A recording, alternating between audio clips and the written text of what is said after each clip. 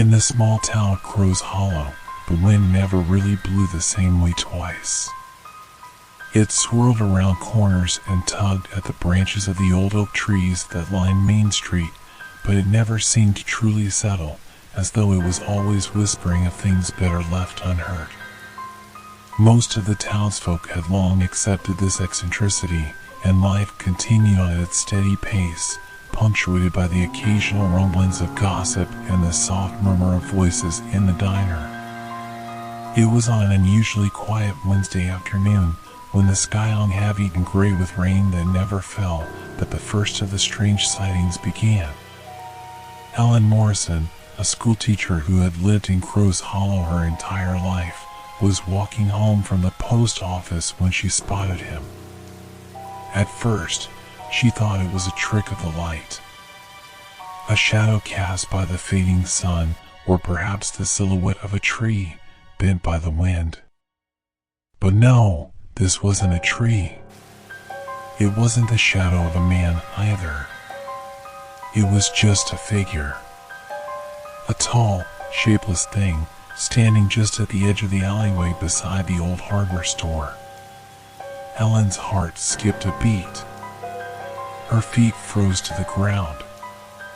The figure didn't move, didn't seem to acknowledge her presence at all.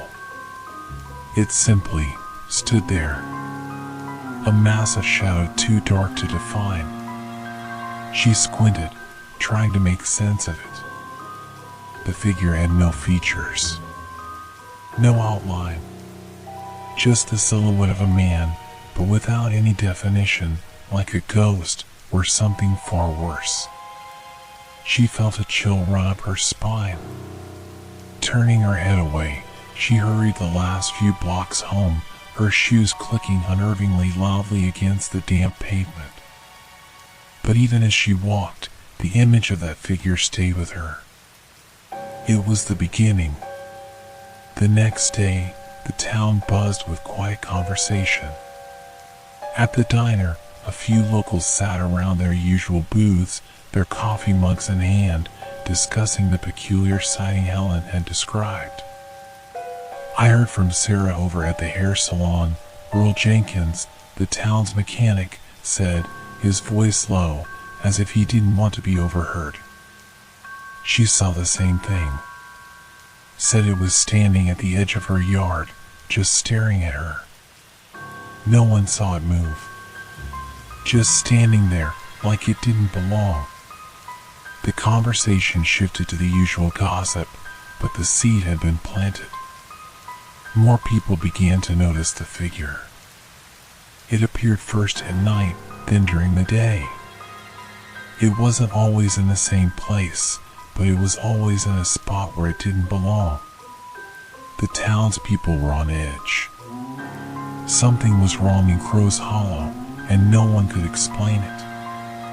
Helen, still shaken by her encounter, tried to push it out of her mind. She told herself it had been a trick of the light, a figment of her imagination. But when she passed by that alley again, the air felt heavier, charged with something she couldn't name. She didn't see the figure that day, but she couldn't shake the feeling that it was watching her. Later that evening, she found herself in the kitchen, the flickering light of her stove casting shadows across the walls. She couldn't stop thinking about it, the shape, the coldness, the silence of it all. The thought gnawed at her until she finally muttered under her breath, it wasn't real. It couldn't have been real. But deep down, she knew that was a lie. By the end of the week, the sightings were becoming more frequent. People were starting to avoid certain places, the alley near the hardware store, the back roads, the stretch of forest near the old church. No one wanted to be the next one to cross paths with the shadowy figure, but some couldn't resist. James Atkins, the local police officer, had been hearing rumors about the sightings, but he hadn't believed them at first. Ghosts and shadows, he scoffed to his wife one evening. People see what they want to see. Nothing more to it. But when his patrol route took him down the darkened side streets that night, he saw it. Not standing like the others had described, but moving. Just outside the reach of his headlights, a tall, shapeless form moved through the trees, its shadow stretching unnaturally long. James's heart froze, his foot slamming on the brake. The figure was gone before he could even bring his car to a full stop, slipping into the woods like a wisp of smoke. He sat there in stunned silence, his mind racing. There were no signs of an intruder, no footprints in the dirt, no cars parked nearby. And yet, he had seen it. He had felt it. The next morning, James couldn't shake the image from his mind. He drove to the station with a cold knot in his stomach. He needed answers, but all he could think about was what it had looked like, how it had moved. No one else had seen it move before. Everyone else had only seen it standing still. Maybe it wasn't just a shadow. As the days passed, the sightings continued. People saw it near the edges of their properties, outside their windows, in the reflection of their car mirrors. It seemed to be everywhere and nowhere at the same time. The townspeople grew more and more unsettled, unable to explain what was happening. Some claimed it was a trick of the mind, others whispered that it was something supernatural. A few had even begun to leave, heading to the nearest city, desperate to escape the creeping sense of dread that had taken hold of Crow's Hollow. Ellen found herself one of the few remaining people who didn't leave. She told herself it was because she had nowhere else to go, but in the quiet of her house at night, she knew the truth. She didn't want to run. She had to understand. One evening, she gathered her courage. It had been days since her first sighting, but she needed to know. She stood at the edge of the alley, heart pounding in her chest, her breath shallow. The air felt thick, as though the very atmosphere was holding its breath, waiting. She looked up at the old hardware store, its windows dark, and for a split second, she thought she saw movement in the corner of her eye. She turned quickly. There it was. Standing just beyond the shadows, not more than a few feet away, was the figure. It wasn't as tall as she remembered, but its presence was suffocating. It didn't move, but Ellen could feel it staring at her, its gaze unwavering. Her body froze. The silence pressed down on her, heavier than anything she had ever felt. This wasn't real, she thought desperately. It can't be. But it was. The figure didn't fade away, didn't disappear as it had before. It was real. And it was watching her. The next day, the air in Crow's Hollow felt different. Heavier. Tighter. The town, which had once buzzed with the mundane rhythms of life, now carried a constant undercurrent of nervous energy. People walked faster, eyes darting, heads swiveling. No one felt safe. No one felt alone. Everyone, from the elderly woman at the diner to the children playing in the park, felt the presence of something wrong in the air. Ellen, for her part, had been trying to keep it together. She continued with her life as best as she could. She went to work, ran errands, cooked dinner for herself in the evening. But every shadow, every creaking floorboard in her house made her heart race. She couldn't stop thinking about the figure. What was it? Why was it here? Every time she stepped outside, the lingering fear gnawed at her insides. She had tried to confide in a few of her colleagues, but they just laughed it off as stress. After all, Crow's Hollow was a small town where nothing ever really happened. A figment of her imagination, a trick of the light, anything but what it actually was. But Helen wasn't fooled. She knew what she had seen. That evening, as Helen sat in her living room, a quiet knock sounded at her door. Her heart fluttered. She opened it to find James Atkins standing there, looking more tired than she'd ever seen him.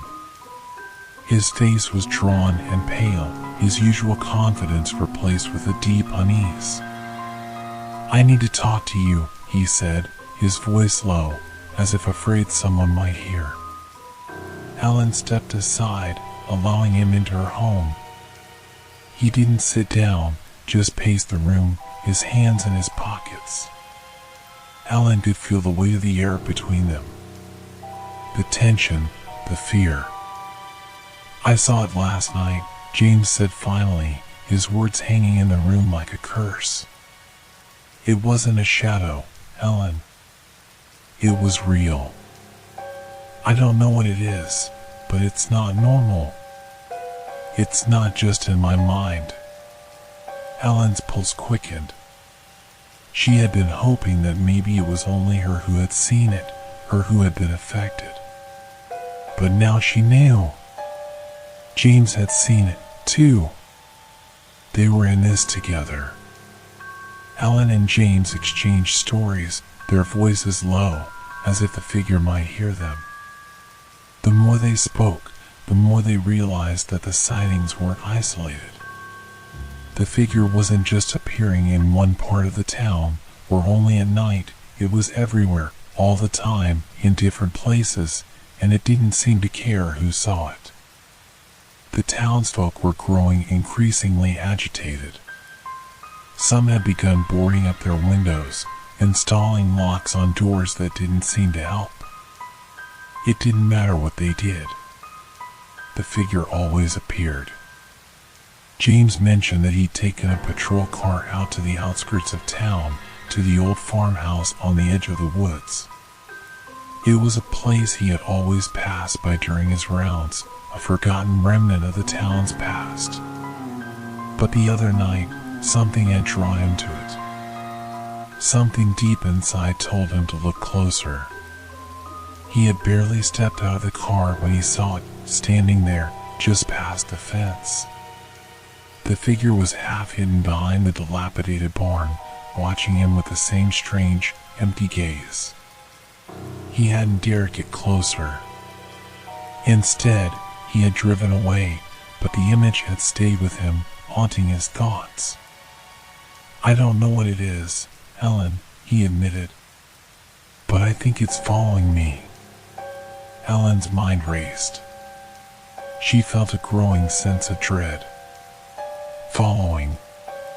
That word reverberated in her chest. The figure wasn't just appearing randomly, it was targeting people. It was studying them, hunting them. Or worse, it was stalking them, waiting for them to unravel. The shadow wasn't just haunting Crow's Hollow, it was part of it now. As the days passed, Helen couldn't shake the growing sense of urgency. The figure was never far from her mind. Everywhere she went, she imagined it lurking in the corner of her vision. The creeping presence had become so pervasive that even when she lay down to sleep, she would keep her eyes half open, expecting to see it standing at the foot of her bed.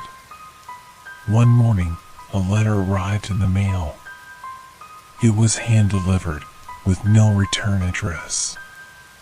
Helen held it for a moment, the weight of it pressing into her fingers. Inside, there was only one line written in careful, uneven handwriting. "The man who isn't there is coming for all of us." Helen stared at the message, her pulse pounding in her ears. There was no signature, no explanation.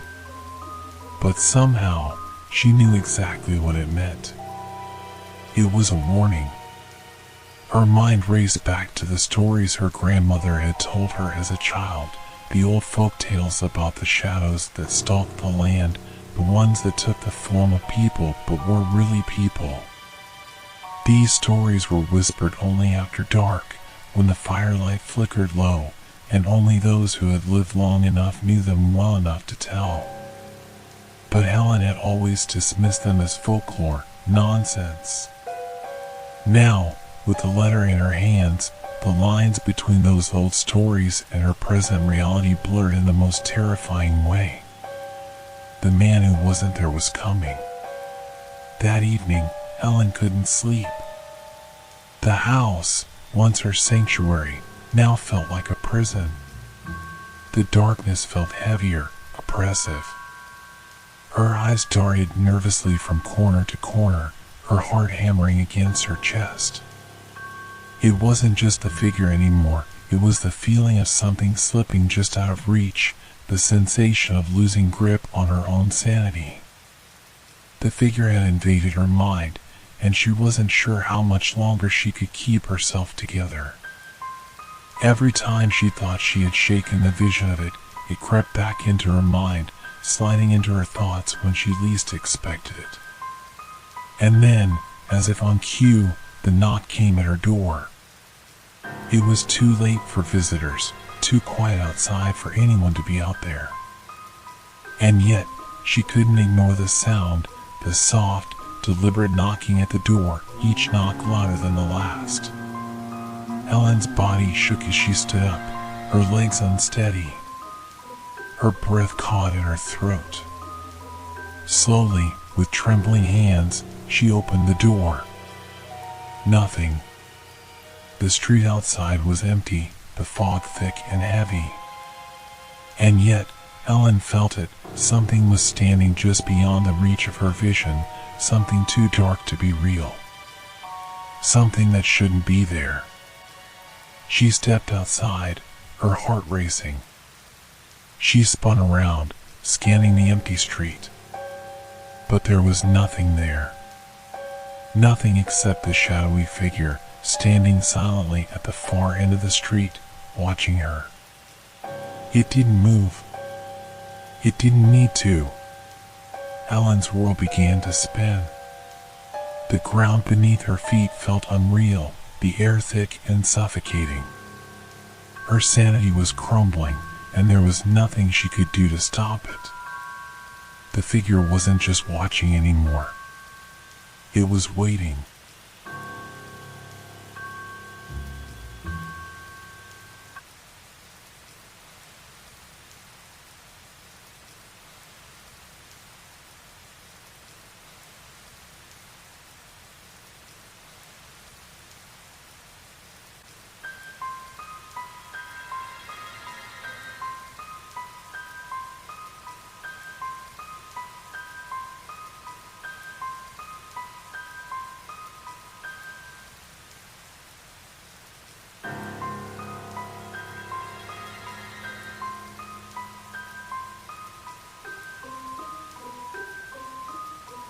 The town of Crow's Hollow had descended into madness.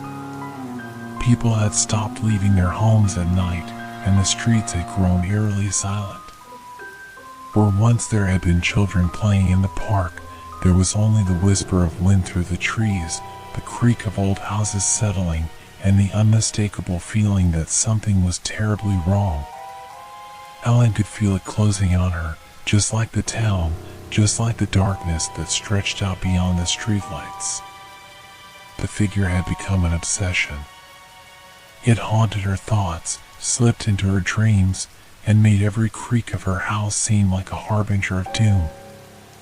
James had called her earlier that morning, his voice shaking as he told her about something he'd seen, something that made him question everything he thought he knew about Crow's Hollow. "I've been driving around the town all day," he told her, "checking every possible angle. I need to figure out how this thing is moving. But the more I look, the more it feels like it's always been here. Like it's part of this place." Helen had asked him if he was okay, but the answer had been obvious. He wasn't.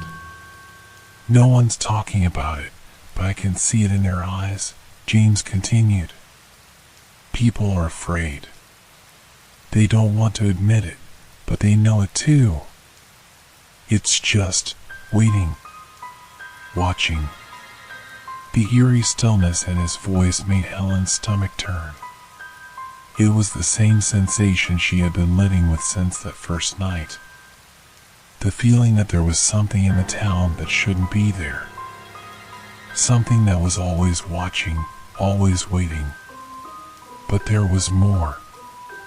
James had mentioned something that sent a chill crawling down her spine. He had seen the figure not just in the shadows, but standing in the daylight. I saw it standing by the old church this morning, James admitted, his voice barely a whisper. In the sun. People walked right past it like it was nothing. Helen froze. The thought of something being so entrenched in their world, so entrenched in their reality that it could exist in broad daylight was terrifying. There was no escaping it, no safe place anymore. Days turned into weeks, and the fear in Crow's Hollow didn't subside. It only grew stronger.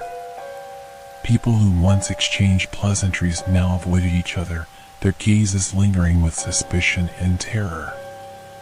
The town was suffocating. There was no escape. Helen had started noticing strange things happening in her house, objects shifting ever so slightly when she wasn't looking, books moved from one shelf to another, things missing that shouldn't have been. It was as if the house itself was being rearranged by some unseen hand. She tried to convince herself that it was just her imagination, that the fear had taken root in her mind and was slowly making her lose touch with reality. But when she woke up one night to find a chair moved across the room, facing her bed, she knew. It wasn't just her. The next morning, she called James, her voice tight with fear. He agreed to meet her at the diner, the only place in town that still felt remotely normal, if only for a moment. When they sat down, their eyes met, and for the first time, they both acknowledged the terror they had been dancing around. I can't shake it, James said, his voice hushed. It's not just a shadow. It's not just some ghost. I think it's feeding off of us. Our fear. The more we fear it, the stronger it becomes. Helen shivered. She had felt it too. There was a sensation growing inside her, gnawing at her insides like a slow burn. The fear wasn't just something that followed her. It was something that fed on her. I feel like I'm going crazy, she whispered, her hand shaking as she picked up her coffee cup. I keep seeing it, even when I know it's not there. It's like my mind is playing tricks on me. James's eyes widened. He leaned forward, his voice barely audible. You're not crazy. It's doing the same thing to me. I see it in the corner of my eye, but when I look, it's gone. It's getting harder to tell what's real. Helen's heart raced. The figure, whatever it was, wasn't just a shadow anymore. It was inside their heads. It had crossed over from the physical world into the mental one, and now it was attacking their sanity. The more Helen and James spoke, the more they began to piece together a terrifying theory. The figure was connected to something older, something buried deep within the history of Crow's Hollow. The more they dug, the more they realized that the town's very foundation was steeped in dark secrets. James had found something in the old church, the church that had once been the heart of Crow's Hollow, but had fallen into disrepair over the years. It was a dusty, decaying place filled with forgotten relics of the past. But buried under the floorboards, hidden from sight, he had found an old journal. The journal belonged to a man named Samuel Trask, a name no one in town remembered anymore. The entries in Trask's journal were cryptic, rambling, and full of strange symbols. But one line stood out to them both. The man who isn't there is the one who is always here. He was never meant to leave. Helen's blood ran cold. She knew this wasn't just some old town legend anymore. The figure wasn't something that had been conjured up by fear or imagination. It was part of their town's very history. And it had never truly left.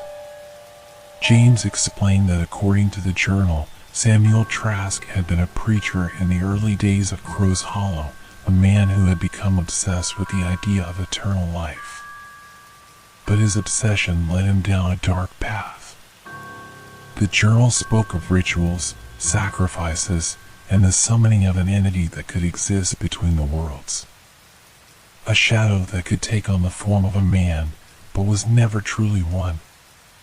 That was when Helen understood. The figure wasn't just haunting them, it had always been here. It was a manifestation of the darkness that had been sown into the town's history, a consequence of the choices made long ago. As the days wore on, Helen and James knew that they couldn't outrun the figure anymore. The town had become its playground, and it had no intention of leaving. They had one choice left: confront it.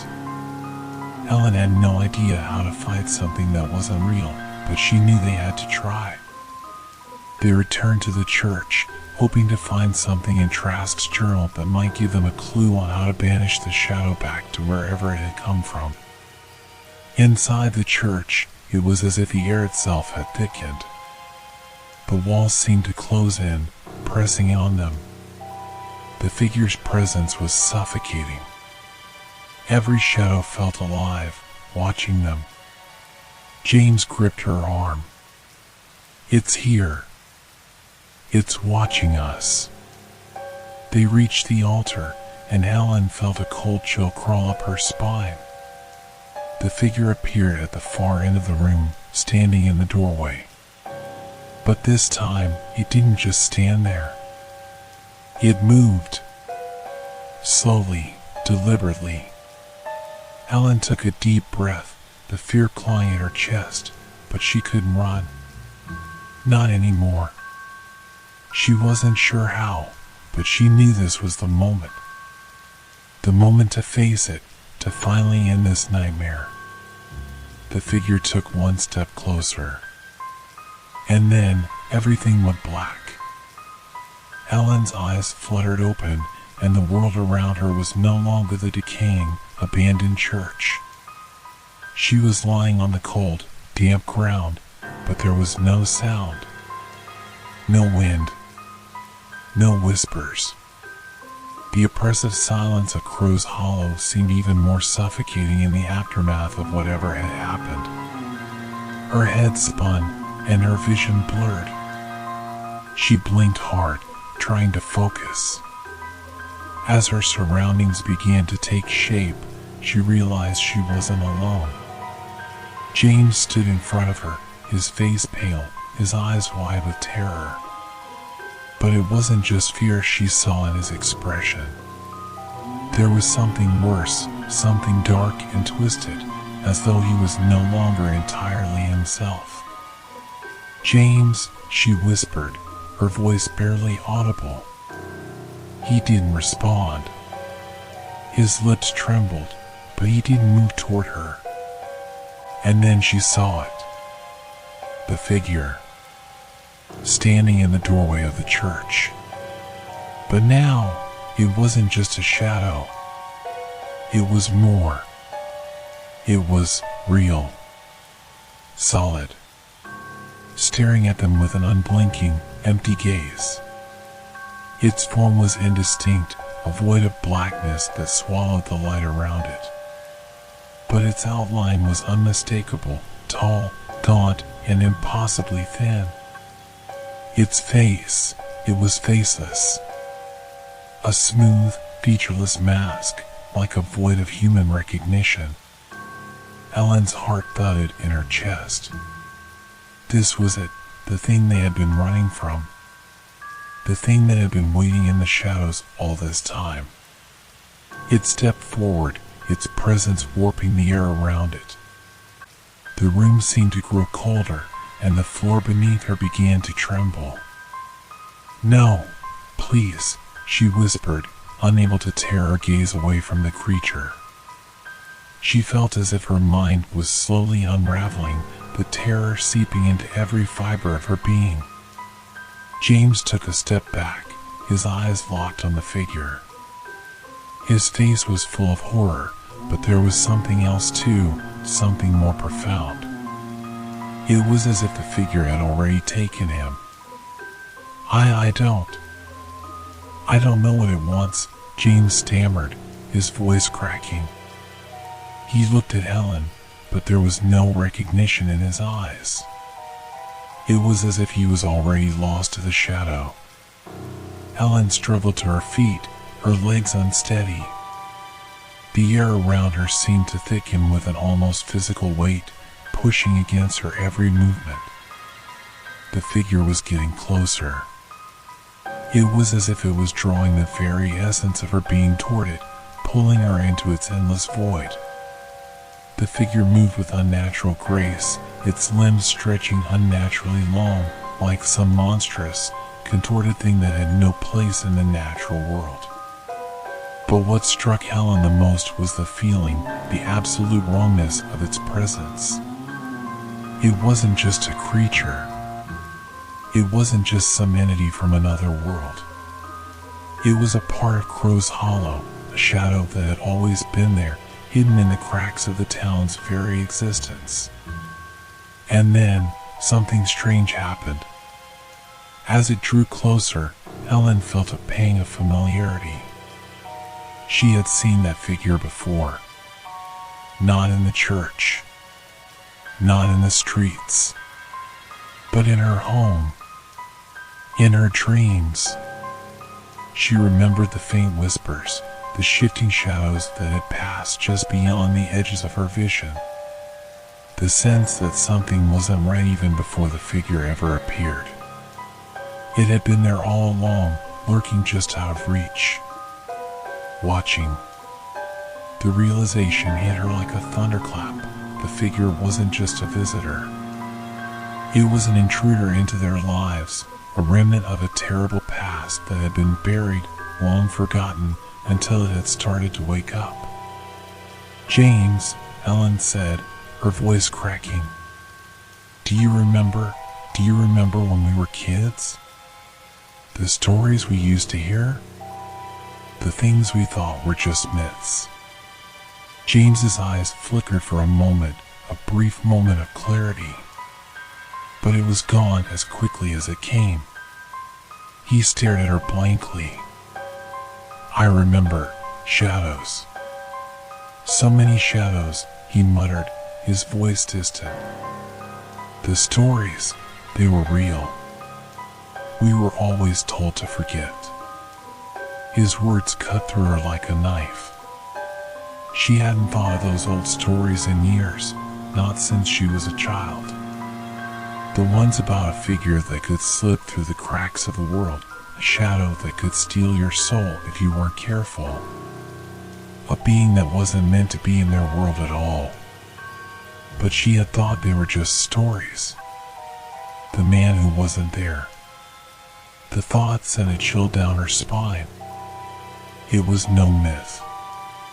It was the truth. And now, it had come for them. Part 3, The Price of Fear. The figure was only a few feet away now. Helen could feel the cold radiating from it, an unnatural chill that sank deep into her bones. It didn't move in a way that made sense. It was as if it was both present and absent at the same time, flickering in and out of her perception. One moment it was standing before her, the next, it was a blur at the edge of her vision. She couldn't breathe. Her lungs refused to fill with air. She could feel her heart pounding in her chest, each beat growing louder, faster, as if it were trying to escape. Every instinct in her body screamed at her to run, to get away from the thing that was so wrong, so out of place. but she couldn't move. And then she understood. The fear wasn't just paralyzing her, it was feeding the creature. The more afraid she became, the stronger it grew. It was feeding on their terror, their despair, their disbelief. It had no power over them until they let it. You have to fight it, James's voice cut through the haze of fear. You have to stop being afraid. She looked at him, confused, but then something in his face shifted. It wasn't just fear now. There was something else there. Something darker. Something that had taken hold of him. It was then that she realized James wasn't just standing there because of fear. He was standing there because the shadow had claimed him. He was already a part of it. You, she whispered, horrified. You're not James. He didn't respond. His eyes were empty, vacant. And she knew, with absolute certainty, that the creature wasn't just attacking her. It had already taken him. The air was thick with a presence that squeezed her chest, suffocating her. The figure was looming over her now, its shadow stretching far beyond the walls of the church, consuming everything. Ellen reached out, instinctively, and as her fingers brushed against the cold surface of the altar, a memory surged within her. She recalled the stories, the rituals. The last part of Trask's journal that had made her skin crawl. The final line of the entry. The man who isn't there is the one who is always here. And when he comes, there will be no escape. This was the moment. The figure wasn't just a creature that slipped through cracks in the walls. It was the town itself, a manifestation of every dark secret, every forgotten sin, every lost soul. It was Crow's Hollow, and it had been here long before any of them had. The ground beneath her feet trembled once more. The figure moved, and Helen felt its presence closing in. And then, in the blackness, she heard a voice. Not her own. Not James's. A voice that wasn't there. It whispered, "There is no escape." And then, everything went dark. Story 2. The radio studio was bathed in a familiar hum of buzzing equipment, a faint glow from the control board illuminating the room. Richard Finch, the late-night talk show host, sat back in his plush leather chair, staring at the rows of dials and buttons. The studio felt hollow, as if the walls themselves absorbed every word spoken. He'd been doing this show for years, but tonight felt different. It was the kind of night where the shadows seemed just a little too long, and the air was a little too thick. He couldn't shake the unease crawling up his spine. His fingers rested on the microphone as he glanced out through the glass window into the producer's booth. Brenda, his producer, was giving him an encouraging smile, her eyes half hidden behind thick-rimmed glasses. Everything was normal. Or at least, it should have been. "All right, folks, we're back," Richard's voice echoed across the station as he tapped the mic. The dialed-in callers were already lined up, waiting for their chance to talk. "As always, give me a call, and we'll chat about whatever's on your mind. But first, here's a little track to get you settled." He clicked the switch, and the sound of soft music began filling the airwaves. It was a quiet, familiar tune, the kind of sound you'd expect in an old diner at 2 a.m., comforting in its predictability. Richard leaned back, letting the music wash over him for a moment, trying to shake the tension gnawing at him. His fingers drummed absently on the desk, the studio's isolation weighing heavily on him.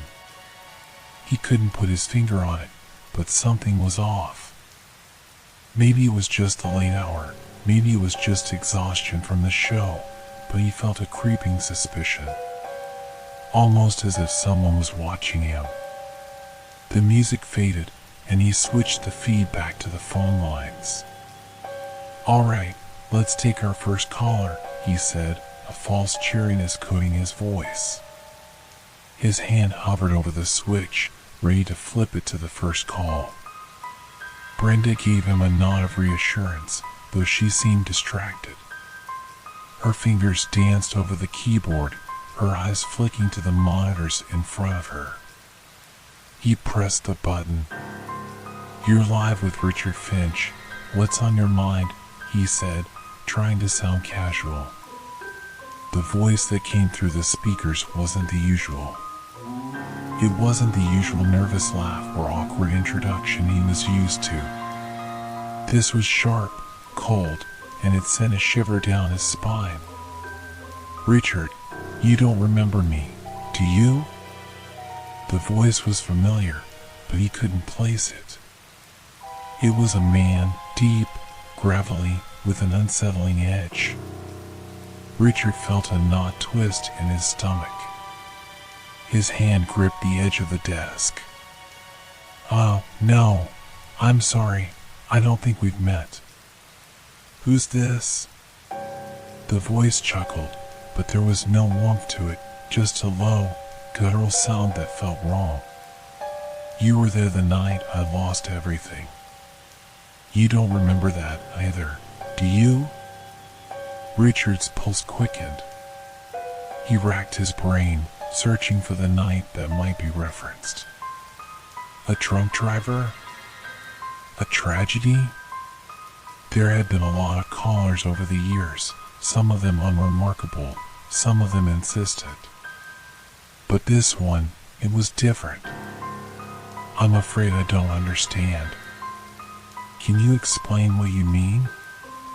Richard's voice remained steady, but there was a flicker of discomfort creeping in. "You were there, Richard. You were the one who told me to pull myself together. You're the reason everything fell apart."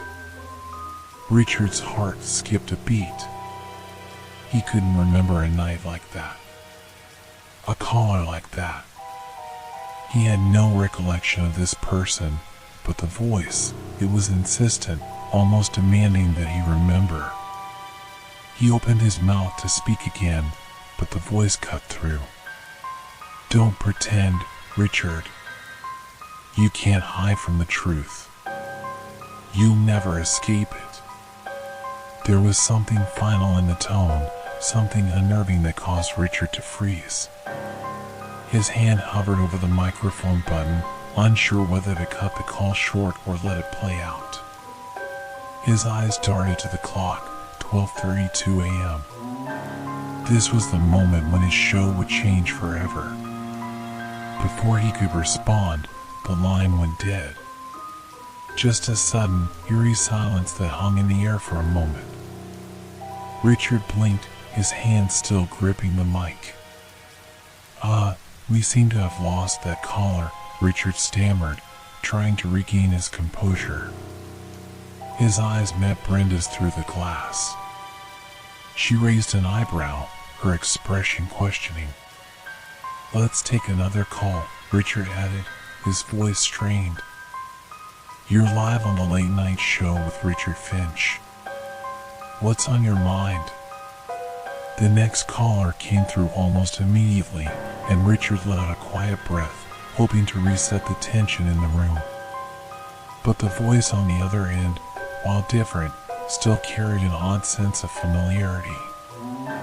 "Richard," it began, almost gently. "I'm glad to hear your voice. I've been waiting a long time." Richard swallowed hard, his throat dry. The voice was smooth, pleasant even, but there was something almost too smooth about it, like a well-practiced smile hiding something far darker underneath. "Hi. I'm sorry. Who is this?" Richard's voice sounded small in his own ears. The caller hesitated, a slow, deliberate pause that stretched too long before he finally responded. "You don't recognize my voice either, do you?" Richard's stomach dropped. A sickening realization gnawed at him. He wasn't sure why, but the last few calls, the tone of each voice, each caller's strange familiarity, they all felt wrong. He should have recognized these voices, these patterns. Yet, they still felt like strangers. "I'm afraid I don't," Richard managed to say. "But I'm sure we'll have a good conversation." The caller laughed, but this time it didn't sound natural. It was too clipped, too forced. The laugh seemed hollow, empty. And then, just like the first call, the line went dead. Richard blinked, his breath quickening. He looked at Brenda again, but this time her face was pale, and she was staring at him. Her hands, once busy on the keyboard, were now frozen. "What's going on?" Richard asked her, his voice shaking. I don't know," Brenda whispered, her voice trembling. "But they're still calling, and they know too much. They know things that..." Before she could finish her sentence, the next call came through. Richard didn't need to hear it. He already knew. This wouldn't be the last.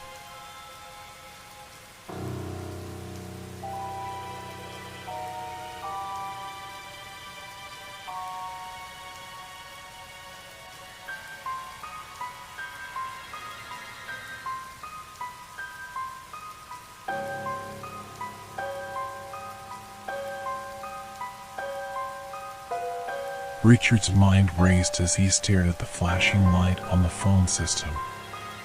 The next caller was already waiting, but this time there was something almost suffocating about the silence in the room. The soft hum of the radio equipment, the dull ticking of the clock on the wall, it all felt too loud, too present. Even the small creak of the old leather chair beneath him seemed amplified in the stillness. Brenda was staring at him now, her face pale and strained. She looked terrified. Her fingers hovered over the keyboard but seemed frozen in place.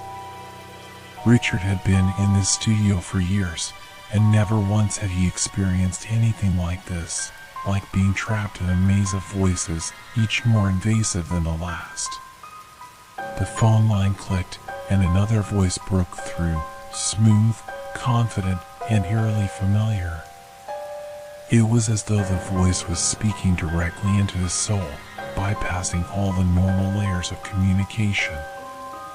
"Richard, you've forgotten again," the voice said, its tone soft but carrying an unsettling undercurrent. Richard's fingers trembled against the microphone, unsure whether to respond. Was it the same voice from before? Had they all been the same caller? His mind was beginning to feel like it was unraveling, like threads being pulled, slowly but surely. I don't know what you mean," Richard said, trying to keep his voice steady, though he was unsure if even his own words were true anymore. The voice continued, each word deliberate and slow, as though savoring Richard's discomfort. "You were there that night. You saw what happened. Don't try to pretend you don't remember. We were all there, Richard. You can't escape it. Not now. Not ever." Richard felt the cold tendrils of dread crawling up his spine, twisting around his ribs, squeezing the air from his lungs. He didn't recognize the voice, but somehow it seemed so familiar. So hauntingly close. Too close. I don't understand," Richard said, his voice faltering. "Who are you? What do you want from me?" A low, unsettling laugh answered him. "I want you to remember, Richard. I want you to remember everything. You owe me that much." And then, before he could speak again, the line went dead. Richard stared at the phone, his mind racing, pulse pounding in his ears. He turned to Brenda, but she was already turning away, her eyes wide with fear. "Brenda, what's going on?" Richard asked, his voice rising in urgency. "Who are these people? Why do they know so much?" She didn't answer at first. Instead, her hands slowly moved to the next call, her fingers trembling as she pressed the button to connect it. Her face was drained of color, her body tense, as if waiting for something awful to happen. "I don't know, Richard," Brenda whispered, a sense of helplessness hanging in her words. "I don't know, but I think we're not just dealing with callers anymore." The next call came through, and Richard could see Brenda's eyes darting from the flashing light to the monitors. This was the third one. And already, the atmosphere in the room was thick with dread, a suffocating pressure bearing down on them both. Richard cleared his throat and pressed the button again, forcing a calm tone into his voice. "You're live with Richard Finch. What's on your mind?" he said, hoping that somehow this call would be different. But it wasn't. The voice that came through next was a woman's, soft and lilting, but there was something terribly wrong about it. Something far too calm, too composed. "Richard, I always knew you'd be here. I just didn't think it would be like this." Richard's throat tightened. He felt a pit open up in his stomach. "Who is this?" he demanded, more forcefully than he intended. "Why do you keep calling me? You don't recognize me, do you?" The woman laughed, her voice syrupy sweet, but it was empty, hollow, like a marionette speaking through strings. "I'm sorry, I don't," Richard responded, his voice trembling now. His gaze flicked nervously to Brenda, who was now looking at the floor, her hand frozen over the desk. "You were there that night too," the woman continued, her tone almost gleeful. "You remember the room, don't you, Richard? You remember how you kept coming back, even though you knew you shouldn't?" The mention of a room. Richard's mind snapped to a memory he couldn't quite place. A room. Was it real? A place that shouldn't exist? His mind felt clouded, like his memories were hidden behind layers of fog. "I've never," Richard began, but the woman interrupted him. "Don't lie, Richard. You've always known the truth. It's just a matter of time before you remember. You'll never escape what happened." The line went dead again, but Richard didn't need to hear the silence that followed. He knew what was happening. The calls were connected. They were all connected. These people, these voices, they weren't just random callers. They were part of something much larger, something far darker. Richard was shaking now, his mind struggling to keep up with the chaos swirling inside of him. He glanced at Brenda again, but this time, she wasn't just trembling, her face was blank, as if she had already given up on trying to make sense of it.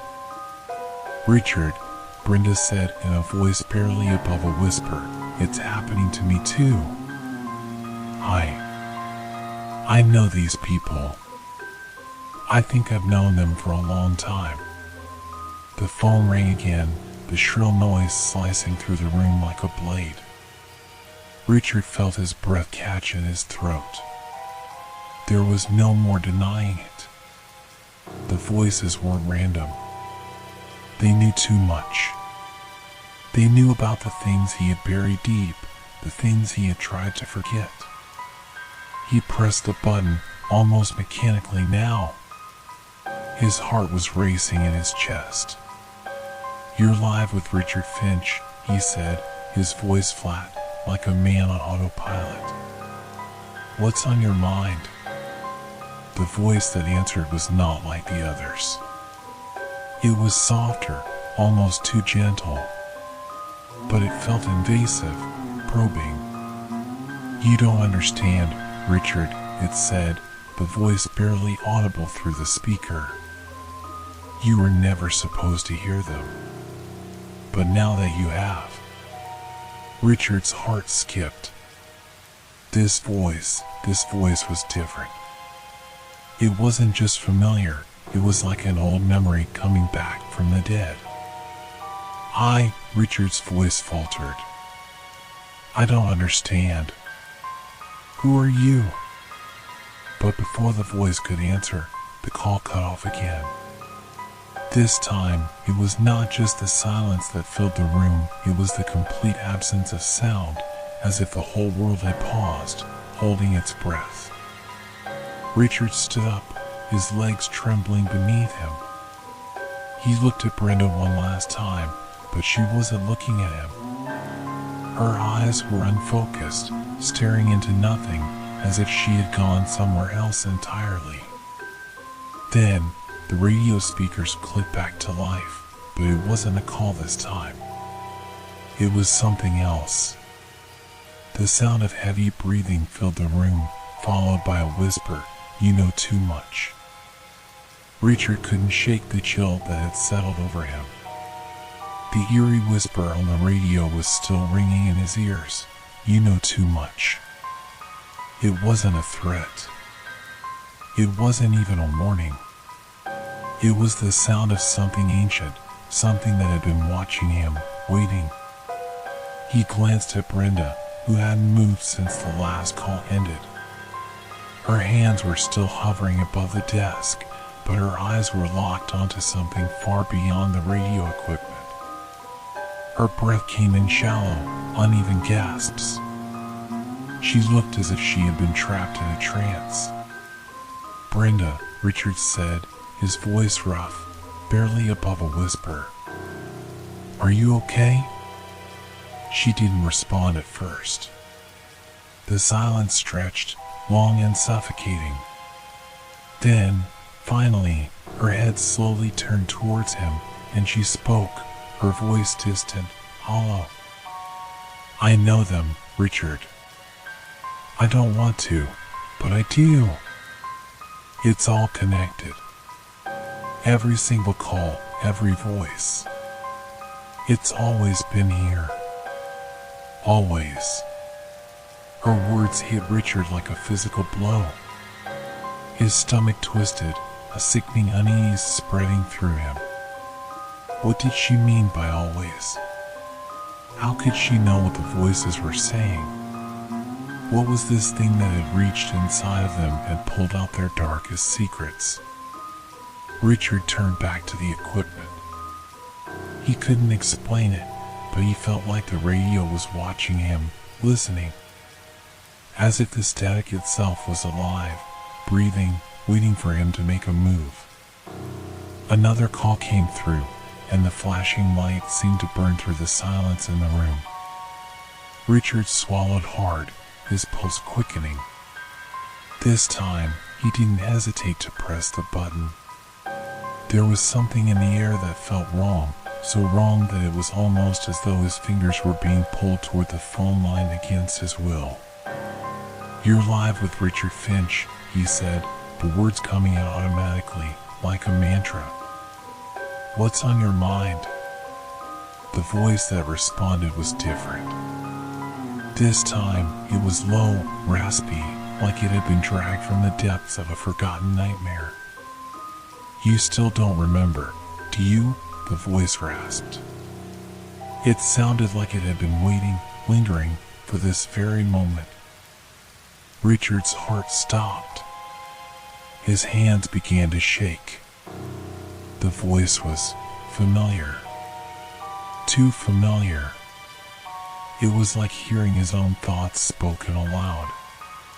It had a rhythm to it, a tempo that was unsettlingly similar to his own speech patterns. "Who are you?" Richard forced out, trying to keep his voice steady. His throat was tight, his chest heavy, but he had to ask. He had to know. "What do you want from me?" The voice let out a slow, wet chuckle. "I'm the one who's always been with you. You've heard me before. You just didn't know it." "Stop!" Richard shouted, but there was no stopping the voice. It slid through the air like an insidious thing, wrapping itself around his mind. The words came faster, more erratically, like the voice was feeding off his fear. "You thought you could escape. You thought the past was gone. But you were wrong, Richard. We're all connected. You can't hide from me. Not now. Not ever." A sudden rush of memories hit him, flickers of images, faces, moments he had buried deep. The room. That dark, suffocating place. He had been there, hadn't he? He had seen things he wasn't supposed to see. And now it was all coming back in fragments. The whispers. The shadows. The feeling of being watched even when there was no one there. Who are you?" Richard croaked, his voice barely a whisper now, trembling with panic. "I'm the one who remembers. The one who never forgets." The voice was growing stronger, its words beginning to spill over into his thoughts. It was relentless, overpowering, until Richard felt his body go rigid with fear. "I'm the one you've tried to outrun. The one who's always been there. And you're going to remember everything, whether you want to or not." Before Richard could respond, the line went dead. The sudden silence was deafening, leaving behind only the aftertaste of terror. Brenda's fingers twitched on the desk, but she didn't move. Richard glanced at her, his stomach churning with dread. She seemed to be lost in thought, her face pale and drawn, as though she was staring at something beyond the radio equipment, something he couldn't see. "Brenda," Richard said, his voice shaking. "What's happening? Why are they doing this?" Brenda finally looked at him, her eyes wide, pupils dilated. She wasn't herself anymore. She was something else. "I don't know, Richard," she whispered. "But I think we're being watched. Right now, right here. They're always watching. And they've been with us all along." Richard stumbled back, the words hitting him like a punch. He turned away, his heart racing in his chest. It was too much. He needed to get out. He needed to escape, but the walls of the studio felt like they were closing in around him. He needed to leave. He needed to breathe. But the radio wouldn't let him. Another call came through, and Richard felt the pressure in his chest tighten. He knew what was coming. He knew what it would say. He took a deep breath and pressed the button, his voice strained as he forced himself to speak. "You're live with Richard Finch," he said, his words flat and mechanical. "What's on your mind?" The voice that answered this time was cold and distant, like it was coming from a place far removed from any human experience. "You're not going anywhere, Richard. Not now. Not ever." The words echoed in the room, reverberating in Richard's mind. He was frozen, his hand still on the phone system, his body paralyzed by the suffocating pressure that seemed to have taken root in his chest. "You know it's true, Richard," the voice continued, slow and deliberate. "You've always known. You were meant to be part of this. You can't escape it." Richard's mind began to fracture. He had been here before, hadn't he? This wasn't the first time. The voice, it knew things about him. It knew him in a way no one ever could. "You're going to remember everything," the voice whispered, and suddenly, the studio lights flickered. The room plunged into darkness, leaving Richard in a vacuum of silence, the only sound the soft hum of the equipment. Then, a whisper. Soft at first, barely audible. "I'm waiting." The air grew thick, heavy with the feeling that someone, was watching him. Richard's heart pounded in his chest, his breath shallow as he tried to steady himself. And then it hit him. The realization. The nightmare. The truth he had buried deep within him, a truth that had been waiting all along. He wasn't just hearing the voices. The voices were his. They were always his. His past, his future, and everything in between.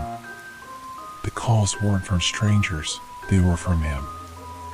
From a part of him that he had tried so desperately to forget. Richard dropped the receiver, his mind spinning. He understood now. The radio wasn't just talking to him. It was talking through him. And as the last call ended, the room grew colder, the shadows deeper. Richard knew there was no escape. The radio would keep calling, and he would always answer. Richard couldn't escape the overwhelming feeling that the room was closing in around him. The once familiar radio station now felt alien, as though he was trapped in a place that existed outside time itself. The walls seemed to hum with something dark, something alive, and the shadows in the corners of the room appeared to stretch, elongate, and twist like they were trying to claw their way toward him. He ran his shaking hands over his face, struggling to clear his thoughts. The voice was still in his head, relentlessly repeating its words. "You were meant to be part of this. You can't escape it." His body was heavy with exhaustion, his limbs stiff from the hours he had spent in this increasingly nightmarish broadcast booth. But he couldn't leave. Not now. The station had become a prison, and the air inside felt too thick, too suffocating to breathe properly. A soft, almost imperceptible sound broke through the silence, the flicker of static from the radio. Richard's pulse quickened, his heartbeat loud in his ears as the unmistakable red light of the call button blinked again. His hands froze on the desk. Not again. Please, not again. He had to answer. There was no other choice.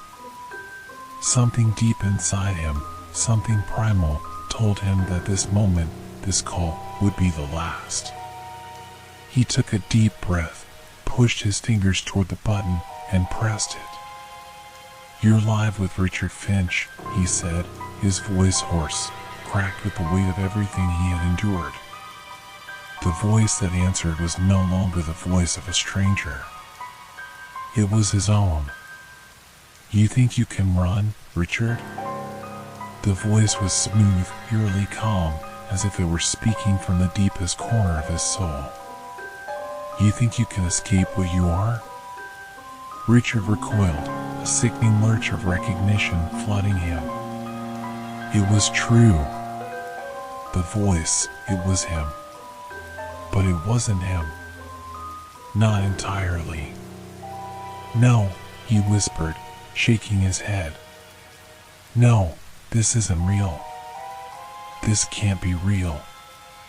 "It is real," the voice said, dragging each word out slowly, savoring its victory. And it always has been. You've known the truth all along, Richard.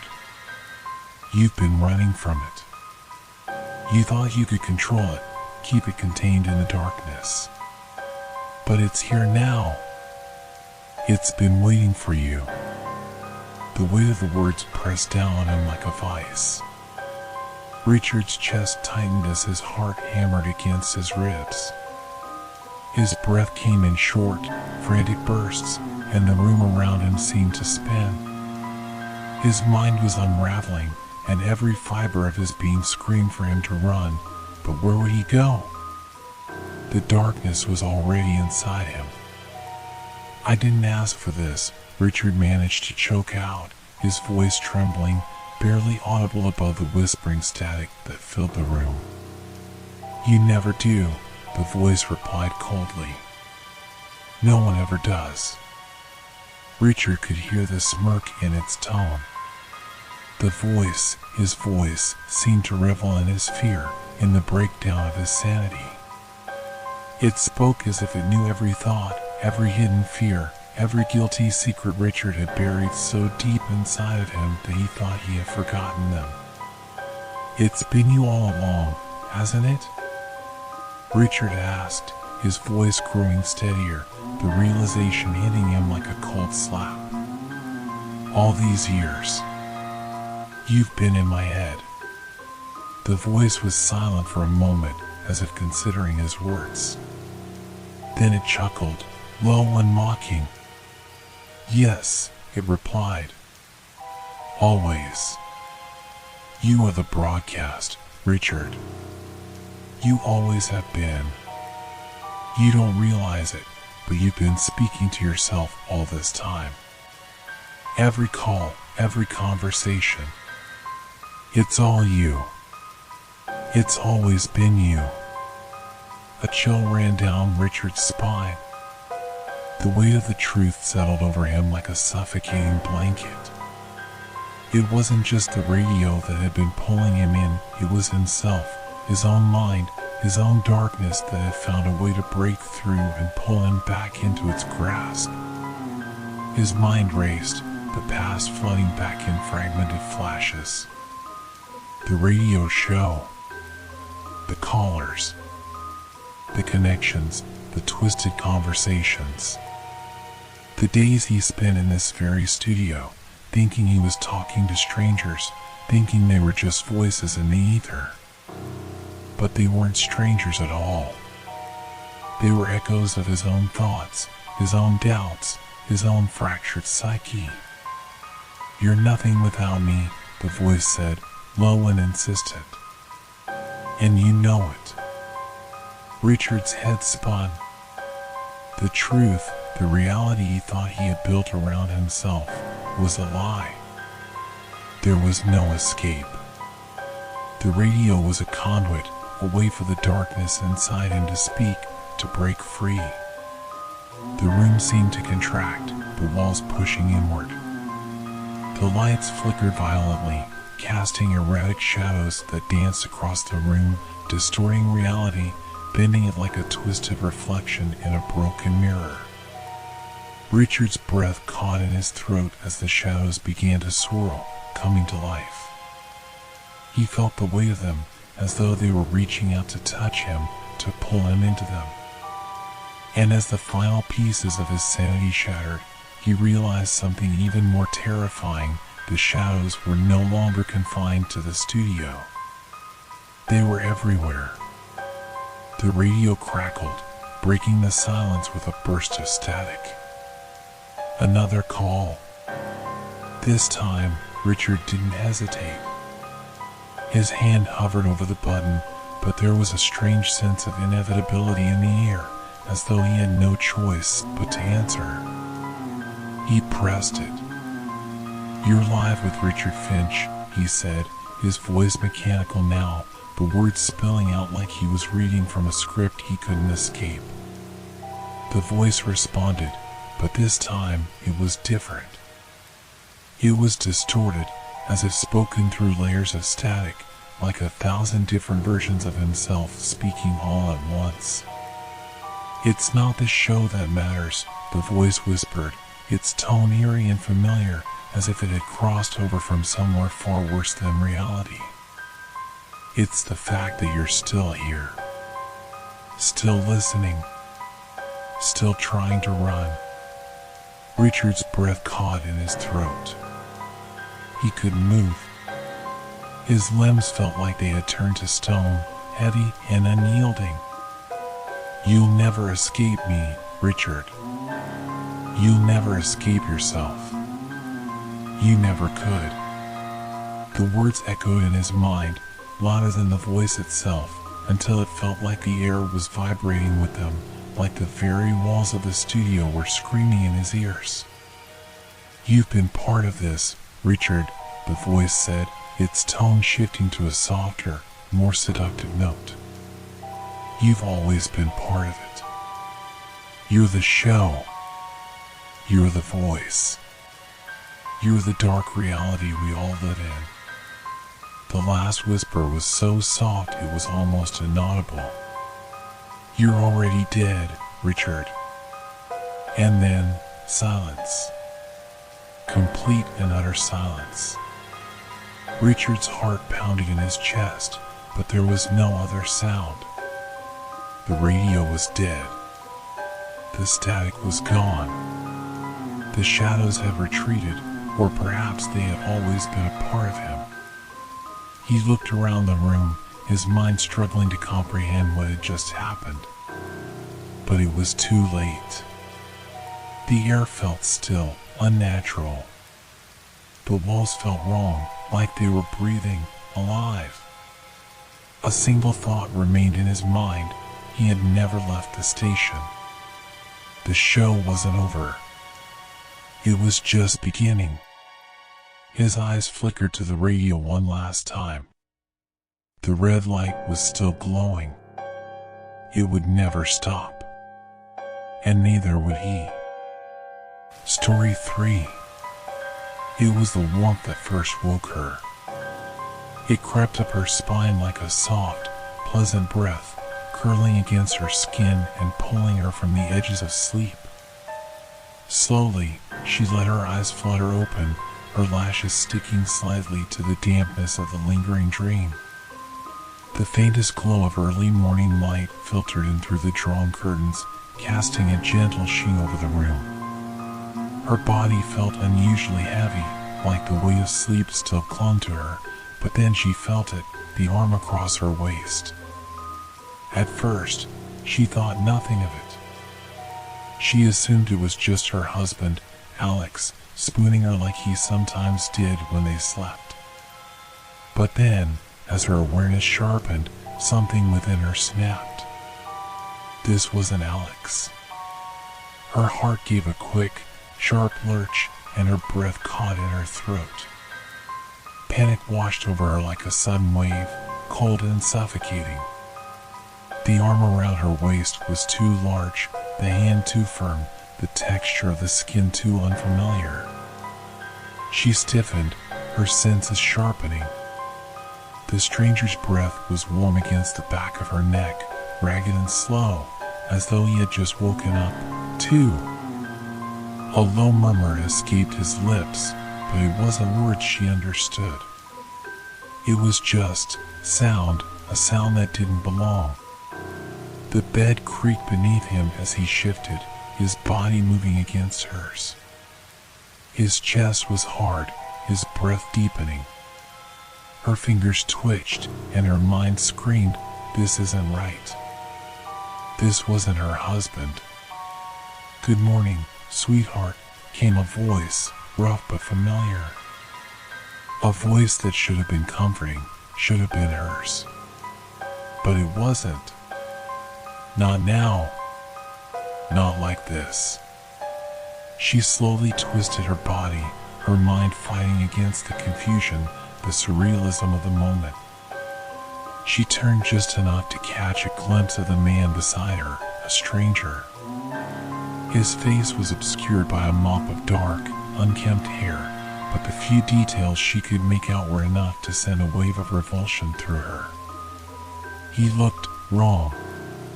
Not just unfamiliar, but different. His eyes were too wide, his lips too thin. His skin was smooth and unmarked, yet it had an unnatural sheen to it, like someone who had spent far too long in the dark.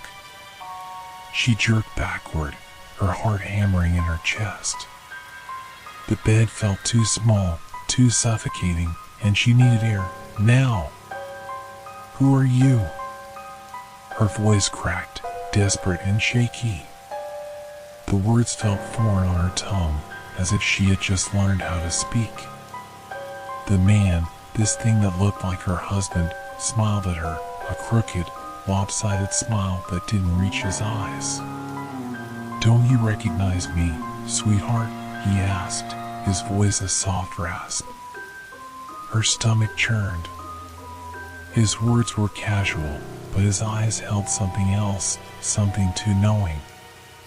Too cold. She scrambled out of bed, her legs weak beneath her, but she didn't care. She had to get away. She had to find a way out of the nightmare that was unfolding around her. Her hands fumbled for her phone on the bedside table, her fingers slick with sweat. "Stop," the man said suddenly, his voice surprisingly firm, not the playful tone it had held before. "There's no need to get upset, Abby." Her fingers froze midair, her breath catching in her throat as the weight of his words hit her like a punch to the gut. Abby? That wasn't her name. Her name was Ella. She had always been Ella. She knew she had. Her mind spun in confusion, the fragments of her life, the things she had always believed to be true, slipping through her fingers like sand. She felt a cold sweat trickle down her spine.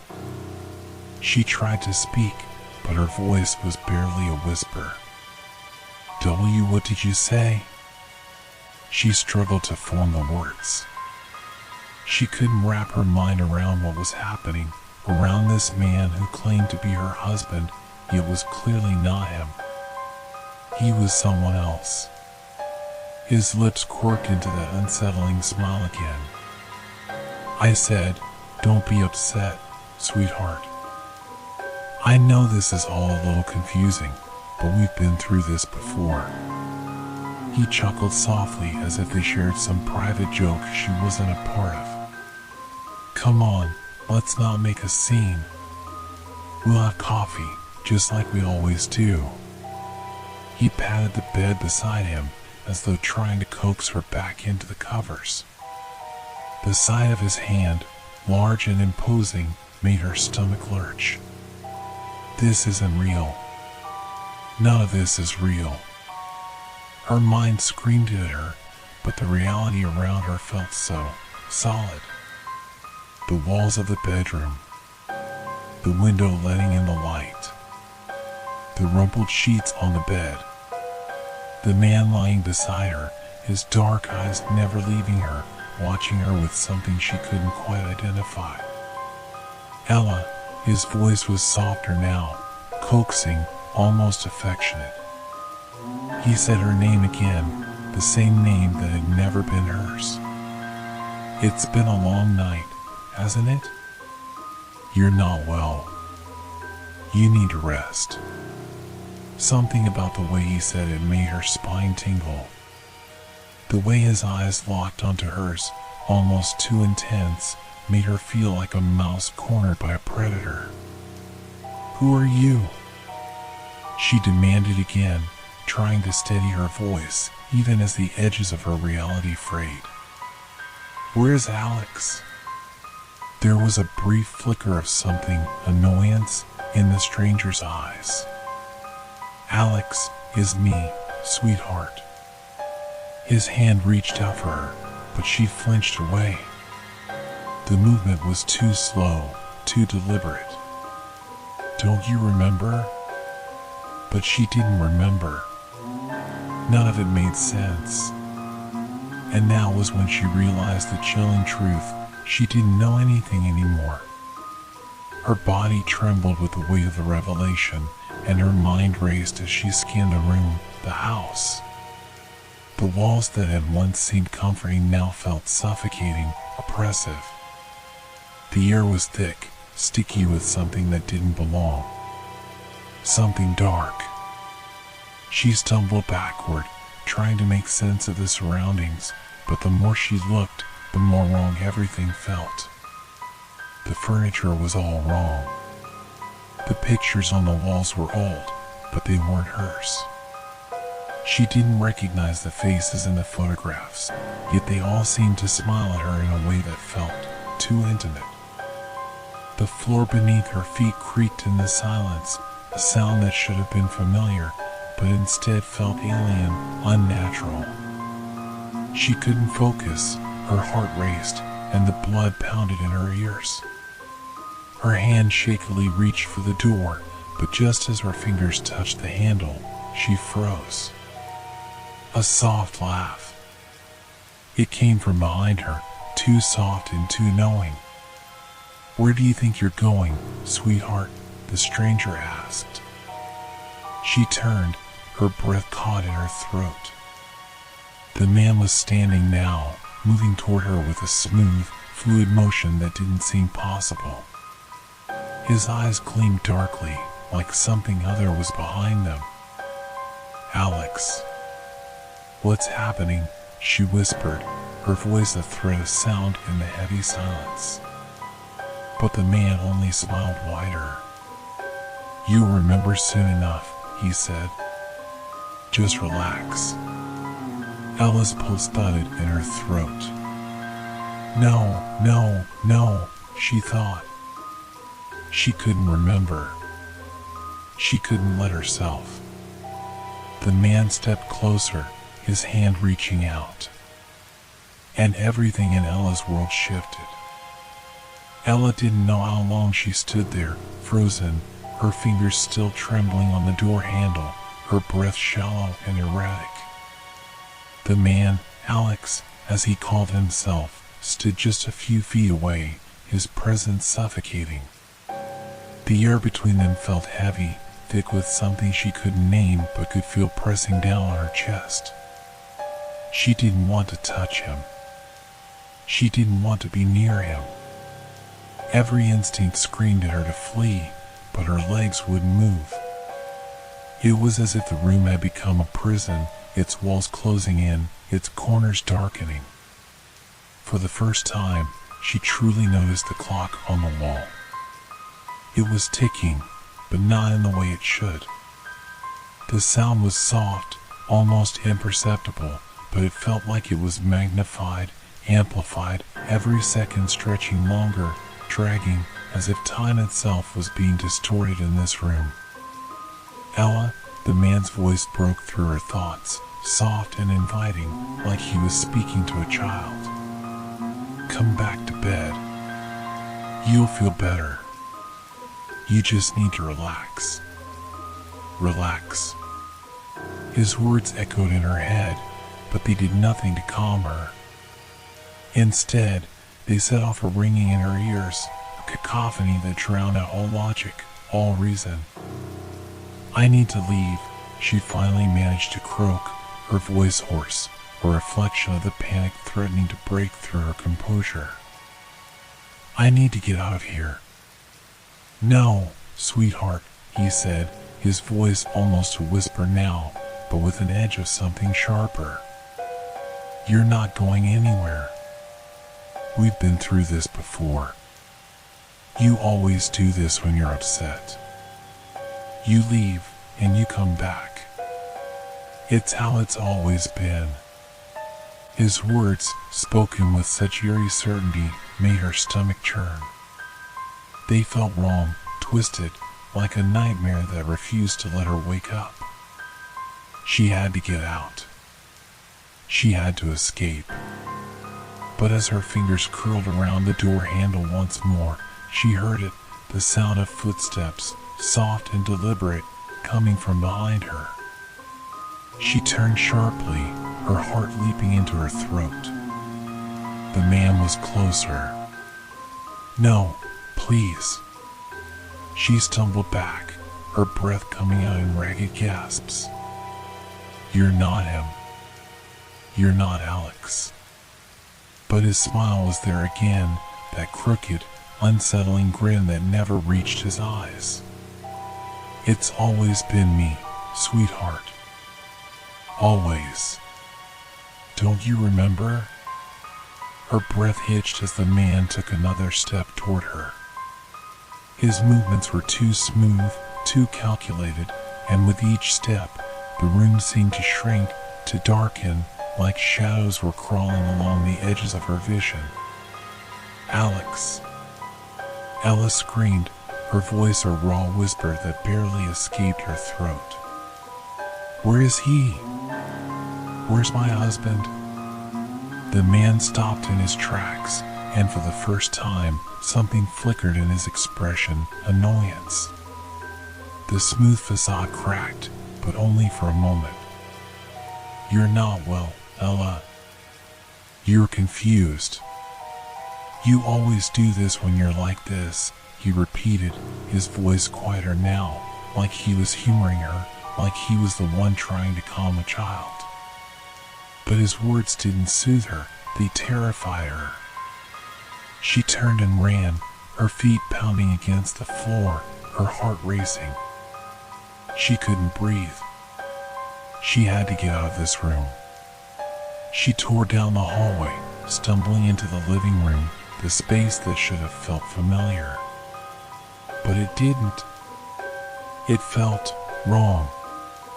The furniture was the same, the photographs on the wall the same, but there was something about the air that made it all feel like a foreign place, like she was in a house she'd never lived in before.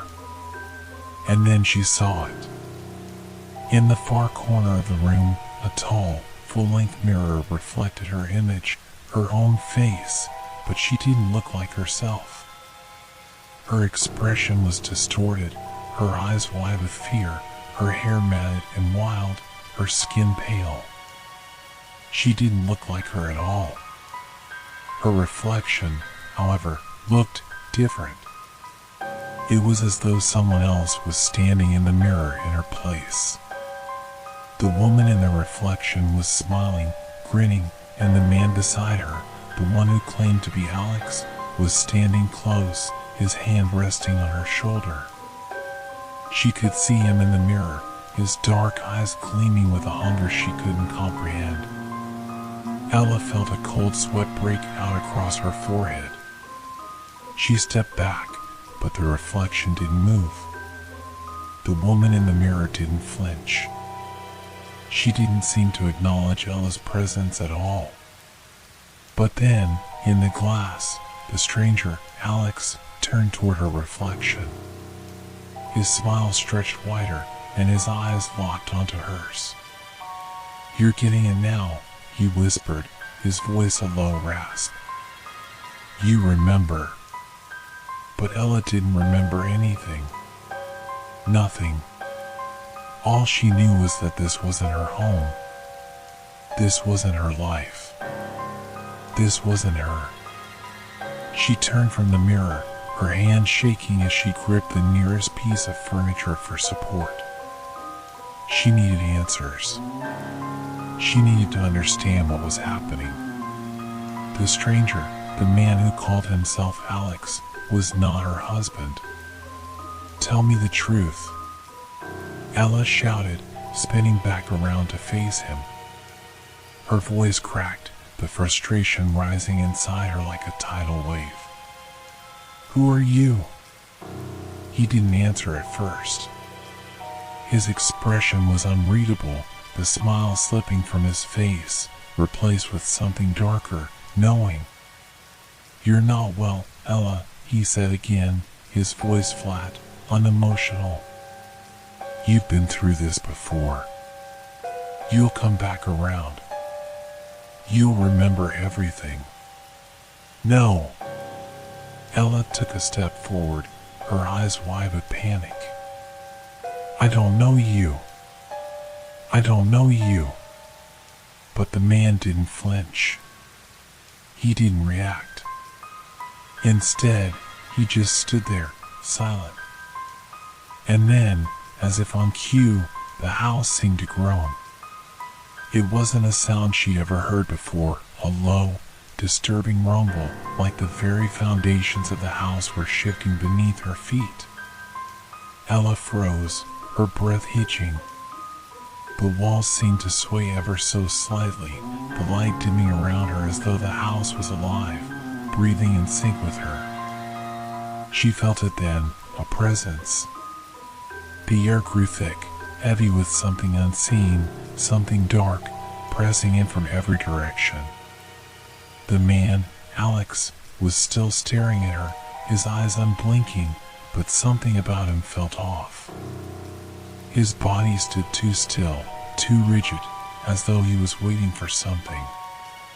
She reached for her phone again, but this time it was dead. The screen remained blank, the power drained, as though it, too, was a part of this nightmare. "I don't know what you want from me," she whispered, her voice breaking. "Please, just tell me the truth." He tilted his head slightly, his smile now replaced with a look of mild annoyance. "You'll remember," he repeated, each word like a hammer driving deeper into her skull. "You always do." Ella's mind was spinning, fragments of her past colliding with the present, but none of it fit. Nothing made sense. And then she remembered something. Her childhood. Her mother's voice. Her father's laugh. A warm summer day when she was 10, running through the garden in bare feet. But that didn't explain the man standing in front of her. That didn't explain the reflection or the twisted smile that never reached his eyes. Her head throbbed with the weight of it all. "Who are you?" she demanded again, this time with more force, the desperation clear in her voice. The man took a step toward her, his expression unreadable, his eyes colder than she had ever seen them before. He didn't speak at first, but the silence stretched, pulling taut like a string on the verge of snapping. "You're not Ella," he said finally, his voice a quiet whisper. "And neither am I." Ella's heart stilled. For the first time, she understood nothing was what it seemed. The room around her seemed to twist, the shadows growing deeper, and the ticking of the clock became a loud, oppressive roar in her ears. The floor beneath her feet began to tremble. The man, or whatever he was, hadn't just been playing games with her. He had been waiting. Ella stumbled back, her legs giving way beneath her as she tried to process the words that had just come out of his mouth. She had thought she was losing her mind, that this was some fever dream. But what if he was right? What if everything she had known was just a lie? Her mind raced, desperately trying to latch onto something familiar, something that could anchor her in the chaos. But it was all slipping through her fingers, like sand, fading into the dark abyss of uncertainty. The house, it wasn't right. The walls around her seemed to shift in subtle ways, imperceptible, but there. She saw it now. The angles of the room weren't as sharp as they should be. The furniture seemed to be in different positions, and when she looked closely, the air felt wrong, too thick to breathe. The man, the stranger, stood at the center of it all, unmoving, watching her with cold, unwavering eyes. His expression, ever so calm, was at odds with the terror that churned in her stomach. "Why are you doing this?" she whispered, her voice shaking, barely above a breath. Her knees buckled, and she collapsed onto the couch, the last shred of her strength leaving her. "Why me?" The stranger, Alex, or whatever he was, took a step forward, his gaze still locked on hers, that unsettling smile never faltering. Because, Ella, you're the one who needs to remember. She wanted to scream, to run, to escape, but where would she go? The house had become a maze, its corners twisting in ways that didn't make sense. The hallway, which had once seemed so familiar, now felt alien. And no matter which way she turned, the walls kept pressing in closer, tightening like a noose around her neck. "You think I'm crazy," she said, her voice trembling with disbelief. "You think I'm insane. But I'm not. I'm not." "Oh, Ella," he sighed, his tone patronizing. "No one's calling you crazy. Not yet, anyway." Something in his voice, something in the way he said it, sent a chill down her spine. It was as if he knew something she didn't, as if he knew something terrible was waiting for her, just out of reach. "Please," she whispered. "Tell me what's going on. Tell me the truth." But he didn't answer. He just stared at her, his eyes unwavering. She couldn't take it any longer. The walls were closing in, the air was thick with a sense of impending doom, and the man, Alex, stood there like some unmovable force, his mere presence an oppressive weight that she couldn't escape. Her gaze flicked to the mirror again, that same full-length reflection from the living room. This time, she couldn't look away. In the glass, she saw herself, her face pale, her hair disheveled, her eyes wide with terror. But there was something wrong about her reflection. She looked different. The woman staring back at her wasn't quite her, but at the same time, it was. Her mouth was slightly open, as if she were gasping for air, but her expression seemed to be frozen in time. And then, as if on cue, the woman in the mirror began to move slowly, unnaturally. Ella's heart raced as she saw her reflection raise a hand to her mouth, as if mimicking her, but there was a strange delay. The movements were slightly off, just enough to make her stomach churn. But that wasn't the most terrifying thing. In the mirror, there was someone standing behind her.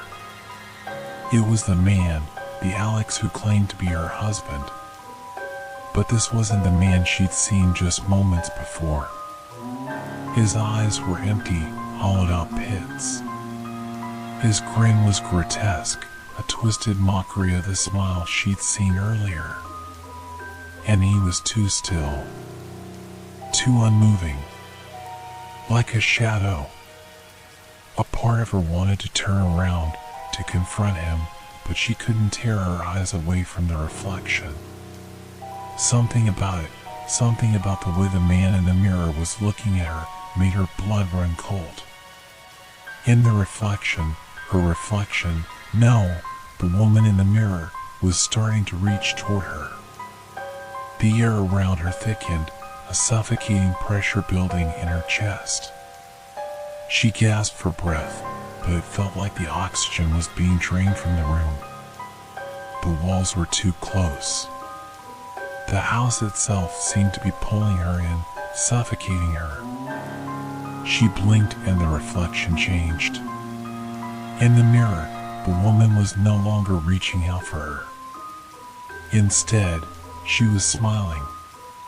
It was the same cold, twisted smile that the man, Alex, had been wearing since the moment he entered the room. "No," Ella breathed, stepping back, her hand shaking as she reached for the back of the couch for support. "No, no, no." The man in the mirror was coming closer. And then, just as quickly as the moment had started, the reflection flickered. The woman was gone. The man was gone. Everything in the glass was just as it should be, normal. Her chest heaved, and she stumbled backward, nearly collapsing onto the couch. What is happening? She gasped, tears pooling in her eyes. But the man, Alex, was still there, his smile still in place, watching her. Waiting. You're not you, she whispered to herself, barely audible. The truth hit her like a freight train. The man in front of her, he wasn't Alex. He wasn't her husband. But then, who was he? 3. The descent. Ella felt the ground beneath her feet give way. It wasn't a physical shift, but a mental one, a sudden, sharp drop into a pit of uncertainty so deep she couldn't see the bottom. It was like everything she had ever known about herself had just shattered. She couldn't trust her own memories, couldn't trust the very space around her. You're not my husband, she muttered over and over again, trying to convince herself, trying to force herself to believe it. But the man, Alex, didn't flinch. His gaze never wavered. He stood there, still, cold, unwavering. I am, he said softly. I've always been your husband. I'm the one who's always been there. Her mind was reeling. The air in the room seemed to close in on her, growing thicker with each passing second. It was suffocating. And then, the floor beneath her seemed to shift. She couldn't explain it, but everything around her felt as if it was falling apart, as though the house, her life, her reality was dissolving at the edges. The man's presence, the thing that had been pretending to be Alex, was the only thing anchoring her to this place. But it wasn't a safe anchor. It was a trap. The house felt alive in a way that made her skin crawl. And somewhere, deep within her, she knew that this wasn't just about a man in her bed. This was something far worse. Something more insidious. Don't you see, Ella? He whispered, stepping closer again. You're not leaving. Not until you remember. I remember enough, she shouted, her voice breaking, her body trembling. I remember you're not my husband. You're not him. The smile on his face remained, but there was a flicker in his eyes, a flicker of something darker, more dangerous. And just before he spoke again, the house groaned, a deep, unsettling rumble that seemed to come from the very foundations of the earth. Ella's body froze.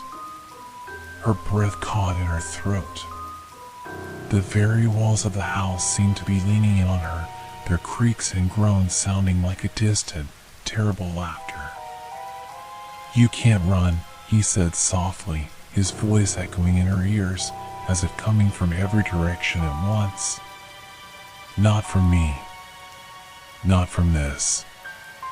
And for the first time, Ella truly understood.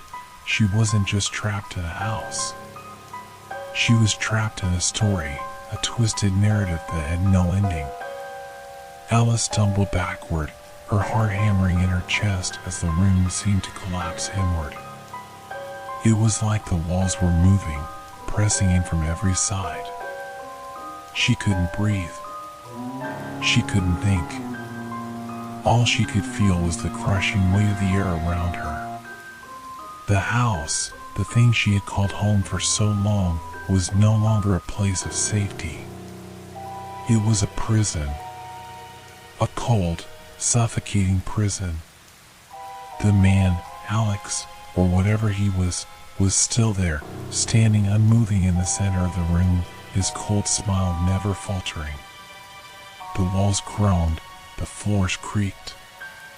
And the house, it was alive. It was watching her.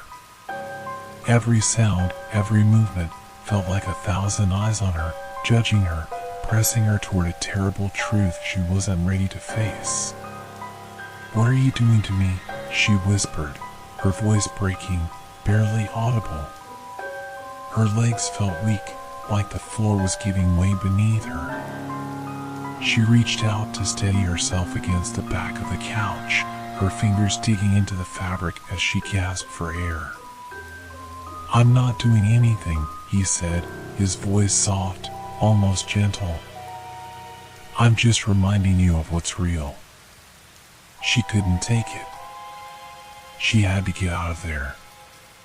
She had to run, but where?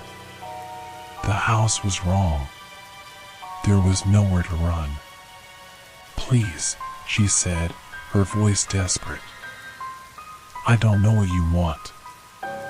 I don't know what's happening. I don't need you to know," he replied, his eyes cold and unblinking. "I just need you to remember."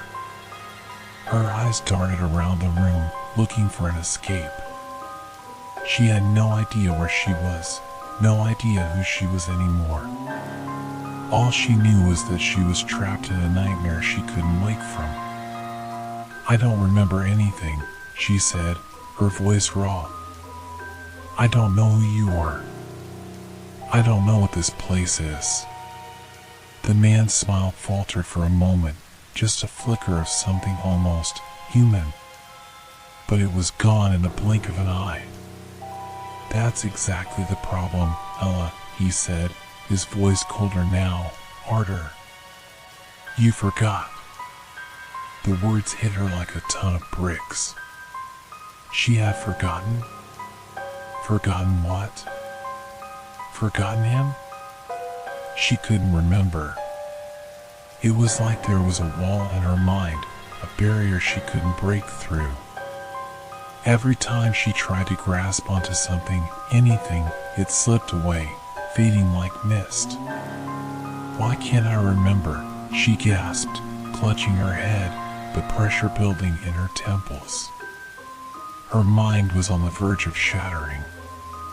"Why can't I remember anything about you? About us?" "Because you don't want to," he said simply. "You've been running from it for a long time, Ella. But you can't hide from the truth forever." His words sent a chill down her spine. "Running? Running from what?" "Don't you remember?" he asked, taking a step closer. His voice dropped to a whisper, sending shivers through her. "Don't you remember how you begged me to stay? How you begged me to save you?" Ella felt her legs tremble beneath her. The house felt like it was closing in around her, the air growing thick and suffocating. It was too much. She couldn't breathe. She couldn't think. "No," she said, shaking her head frantically. "No, that's not true. I don't know you. I don't know you." But the man didn't move. His cold eyes never left hers. And in that moment, Ella realized with a sickening clarity that he knew her better than anyone else. Better than herself. "Maybe it's time you learned," he said, his voice low, almost soothing. "Maybe it's time you remembered the things you tried so hard to forget." She couldn't stop the panic that was rising in her chest. She couldn't stop the flood of thoughts that were swirling in her mind, crashing into each other, each one more terrifying than the last. She couldn't remember. She couldn't remember who she was, who he was. But then, something clicked. A flash of recognition. "Wait," she said, her voice trembling. "Wait. I do remember something." Her heart pounded in her ears as she struggled to piece it together. There was a memory, a fragment, a glimmer of something buried deep inside her mind. She saw it now, like a film reel playing in slow motion. She was standing in this very room, alone. The walls were the same, alive, but everything else was different. The air was thick, suffocating. And standing in front of her was a man. Not the man in front of her now. A different man. A man she knew. And then, the truth hit her like a crashing wave. It wasn't just the man in her bed she had forgotten. She had forgotten the whole house. She had forgotten everything about her life. Because none of it was real. It was all a lie. "You've been here before," she whispered, her voice cracking. "Haven't you?" The man, Alex, or whatever he was, smiled again, that same twisted, cold smile. "Yes, Ella," he said softly. "You've been here before. And you will be again. Over and over." "No," she whispered, shaking her head, the tears streaming down her face. "No, that can't be true." But deep down, she knew it was. The truth was too terrifying to deny. This house, this man, it was all part of a cycle. A never-ending loop that she had been trapped in, unable to escape. A loop that she had tried to forget. But now it was too late. "It's time to remember," the man said, stepping forward, his eyes glowing with something dark and ancient. "And it's time to stay." Ella's world seemed to shift as he moved closer, his figure becoming a blur, the room warping around her, twisting, distorting into shapes that were almost too terrible to comprehend. Her mind fractured, the pieces falling apart like shards of glass, leaving only the terror. The suffocating terror that wrapped itself around her heart, squeezing until there was nothing left. She wanted to scream. She wanted to run. But the house, the thing, was pulling her in, drawing her back into the endless cycle. She looked at him one last time, his face now twisted into something unrecognizable, and then everything went black. Until I met the owner, Mrs. Latham, that things began to take a peculiar turn. She was a woman in her late 50s, wearing a floral dress that seemed a decade out of place. Her gray hair was tied back in a neat bun, and her glasses, slightly too large for her face, glinted under the dim sunlight streaming through the curtains. She spoke in soft tones, as though every word she said was carefully considered. But when her gaze lingered on me, there was a glint in her eyes that unsettled me, as if she could see through me in a way most people couldn't. "I'm selling the house, dear," she said, her voice trembling with what I assumed was age. "But it's not for the reasons you think." I gave a polite nod, half listening. "Don't worry, Mrs. Latham. It's a solid property. Once we put it on the market, someone will snatch it up in no time." She only smiled, though it didn't reach her eyes. She didn't seem to care for my optimism. "It's not just about selling, you see," she continued, her hands trembling as she folded them in her lap. "It's about the moving." I frowned, confusion building inside me. "The moving? What do you mean by that?" "The house," she said, leaning closer, her voice lowering to a whisper. "It moves. It doesn't stay in one place for long. It never has." The words hung in the air, floating like a poorly told joke, but I knew better than to let any hint of skepticism show. Real estate is all about managing emotions and building trust, no matter how bizarre the claim. I smiled. "Mrs. Latham, I'm sure you're just talking about renovations. It's an old house. Changes over time. But it's still a great investment." She shook her head. "It's not the renovations, dear. The house moves." I couldn't hide my disbelief any longer. "Mrs. Latham, I think it's time to. But she stopped me, her expression intense. You'll see, she said, when it happens. It always happens when no one is looking. Her words lingered in my mind as I left her home that afternoon. Something in her tone, a mix of foreboding and resignation, nagged at me, but I brushed it off as the ramblings of an old woman. But still, I couldn't shake the feeling that she wasn't entirely wrong about something. 2 weeks later, I found myself back at the house with a prospective buyer, a young couple named Emily and Dan. The day had been bright and clear, the kind of afternoon when everything seems to sparkle with possibility. But as we stepped into the house, I felt it again, an odd, almost imperceptible shift in the air. Like the house itself was different. Emily, enthusiastic and chatty, was already inspecting the kitchen, exclaiming over the vintage appliances and granite countertops. Dan was more reserved, but he seemed to be taking everything in with a careful eye. I didn't think much of it at first. The place was quiet, the only sounds coming from the creaking floorboards beneath our feet. But then, as I stepped into the living room to give them space to explore, I noticed something out of place.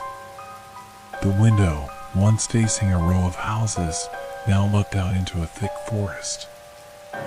I blinked, my heart beginning to beat a little faster. "Isn't it strange, Dan?"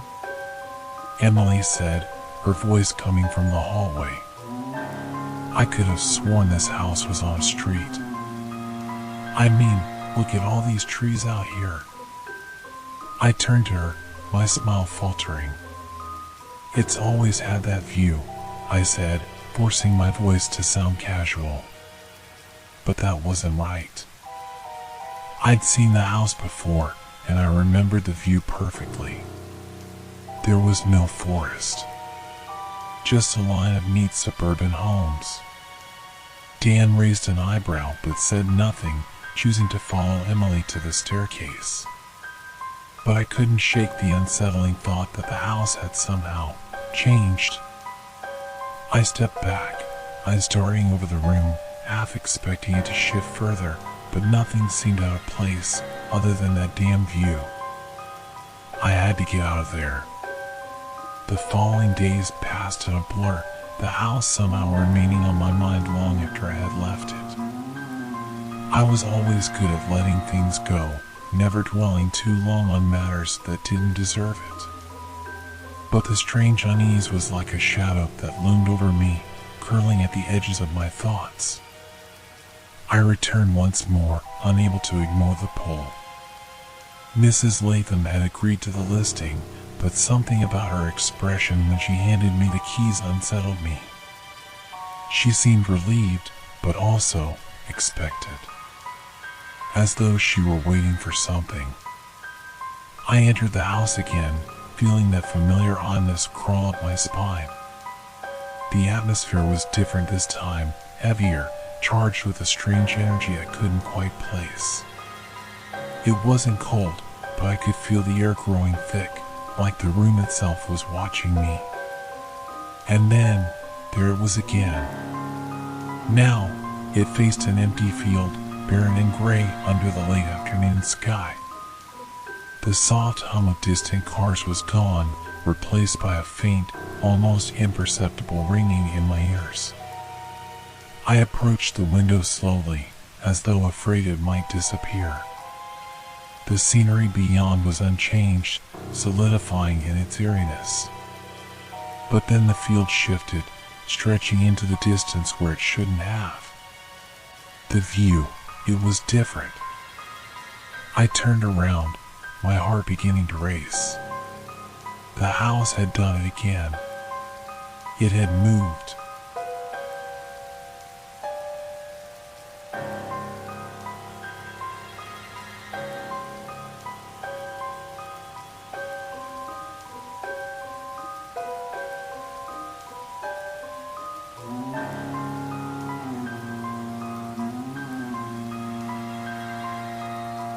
the investigation.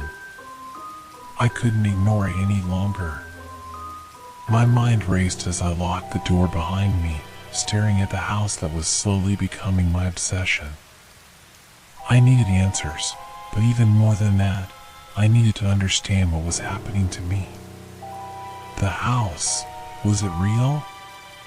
Or was I losing my grip on reality? The windows seemed to warp when I looked at them too long. The walls, once painted a cheerful cream, now seemed like a sickly yellow. Every time I walked from room to room, the space felt stretched, like the dimensions weren't quite right. I started to question whether I had ever seen it properly before, or if this was some kind of nightmare that I couldn't wake up from. I couldn't tell anyone. What would I say? That I was seeing things? That the house was shifting on its own? I was a real estate agent, a professional. I was supposed to sell homes, not unravel the threads of my own mind. But I couldn't let it go. My first stop was Mrs. Latham. She had to know something, had to have some kind of explanation for this madness. When I rang the doorbell, it was almost as if the house itself was holding its breath. I waited for what felt like an eternity before the door creaked open, revealing the same frail woman, looking even smaller and more fragile than before. Her eyes flicked over my face, and for a moment, I thought I saw something flash across them, a glimmer of recognition. Or was it something darker? Her lips parted, but instead of a greeting, she whispered, "You've seen it, haven't you?" I didn't know what to say. I only nodded. "Come in," she said, her voice thin, fragile. She stepped aside, allowing me to enter. The moment I crossed the threshold, I felt the change in the air. The temperature seemed to drop. There was something heavy about it, like the room was filled with something unspoken. Mrs. Latham led me into the living room, where I sat down in the same armchair I had occupied when we first met. Her hands were wringing in her lap, her knuckles white. The silence stretched between us before she spoke again. "You're not the first to ask," she said, her eyes darting nervously to the window. "You won't be the last, either. But no one can stop it. What's happening to this house, Mrs. Latham?" I asked, the question feeling hollow in my mouth. I already knew the answer. I had to hear it from her. She sighed, a sound like air being squeezed out of a tire. "This house, it's not meant to be here. It never has been." I felt my stomach tighten. "What do you mean?" "It's just a house, isn't it?"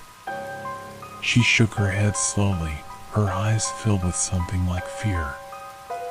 "It's a place that should never have been built. The land, it wasn't meant to be developed. The house, it feeds off of time. And it moves. Every time someone forgets it, it shifts again." I frowned, not understanding. "Feeds off time?" "Yes. The house moves not only through space, but through time itself. It shifts between different moments, different places. One moment, it's in one town, and the next, it's somewhere else. No one remembers exactly where it's been or when it's been there. It's like it exists in between all of it, beyond time." My heart hammered in my chest. "Are you telling me that this house doesn't belong to this reality? That it exists outside of it?" Mrs. Latham's face twisted with a bitter sadness. "Yes. It doesn't belong here. It's an anchor, a place where time bends, stretches. But it doesn't stay. It can't. Why didn't you just leave? I asked, feeling a pang of frustration rise in me. Why stay here all these years? She stared at me, her gaze piercing. Because the house won't let me. It knows when you're connected. And it won't let go. I didn't understand. The terror in her voice was unmistakable, and yet something in me, a horrible, morbid curiosity, told me I had to see it for myself. The vanishing. I left Mrs. Latham's house with more questions than answers, feeling the weight of her words settle over me like a cloak of dread. I knew I had to go back to the house. There was no avoiding it. But as I made my way to the front door of the office, I hesitated. The nagging voice inside my head urged me to wait, to gather my thoughts, but I couldn't. I had to know. When I arrived back at the house that evening, the sun was beginning to set, casting long shadows over the lawn. The house loomed before me, its windows like dark, empty eyes watching me approach. The door creaked open as if waiting for me to step inside. I took a deep breath and entered. Everything looked as it should, except it wasn't. The moment I crossed the threshold, the air grew thick with an unnatural stillness. My heart beat erratically in my chest as I walked down the familiar hallway, the same path I had taken so many times. But this time, something felt different. The walls seemed to close in, the floorboards creaking underfoot as though the house itself was alive, breathing. And then, the walls, they moved. The room I had been in just hours ago now looked entirely different. The layout had changed, subtly, but unmistakably. A door that had once been on the left side of the room was now on the right. The staircase, which had been nestled against the far wall, was now at the center of the room. The hallway seemed to stretch farther than it should have. I felt the urge to flee, to run back to the safety of my car and never look back, but my feet refused to move. I was trapped. I took a step forward and heard a sound behind me. A soft, almost imperceptible whisper, like the house was calling my name. Slowly, I turned around, and there, in the corner of the room, was a shadow. A shape, flickering in and out of view, as though it were something caught between realities. And then it was gone. The house had done it again. It had moved. But this time, something was different. I rushed from room to room, frantic, my mind unraveling as I realized that I wasn't in control anymore. The house, the place I had thought was so familiar, had become a maze, a nightmare unfolding with every step. The windows, the doors, the furniture, all of it shifted and warped like it was mocking me. I could feel it, the malevolent presence that hung in the air.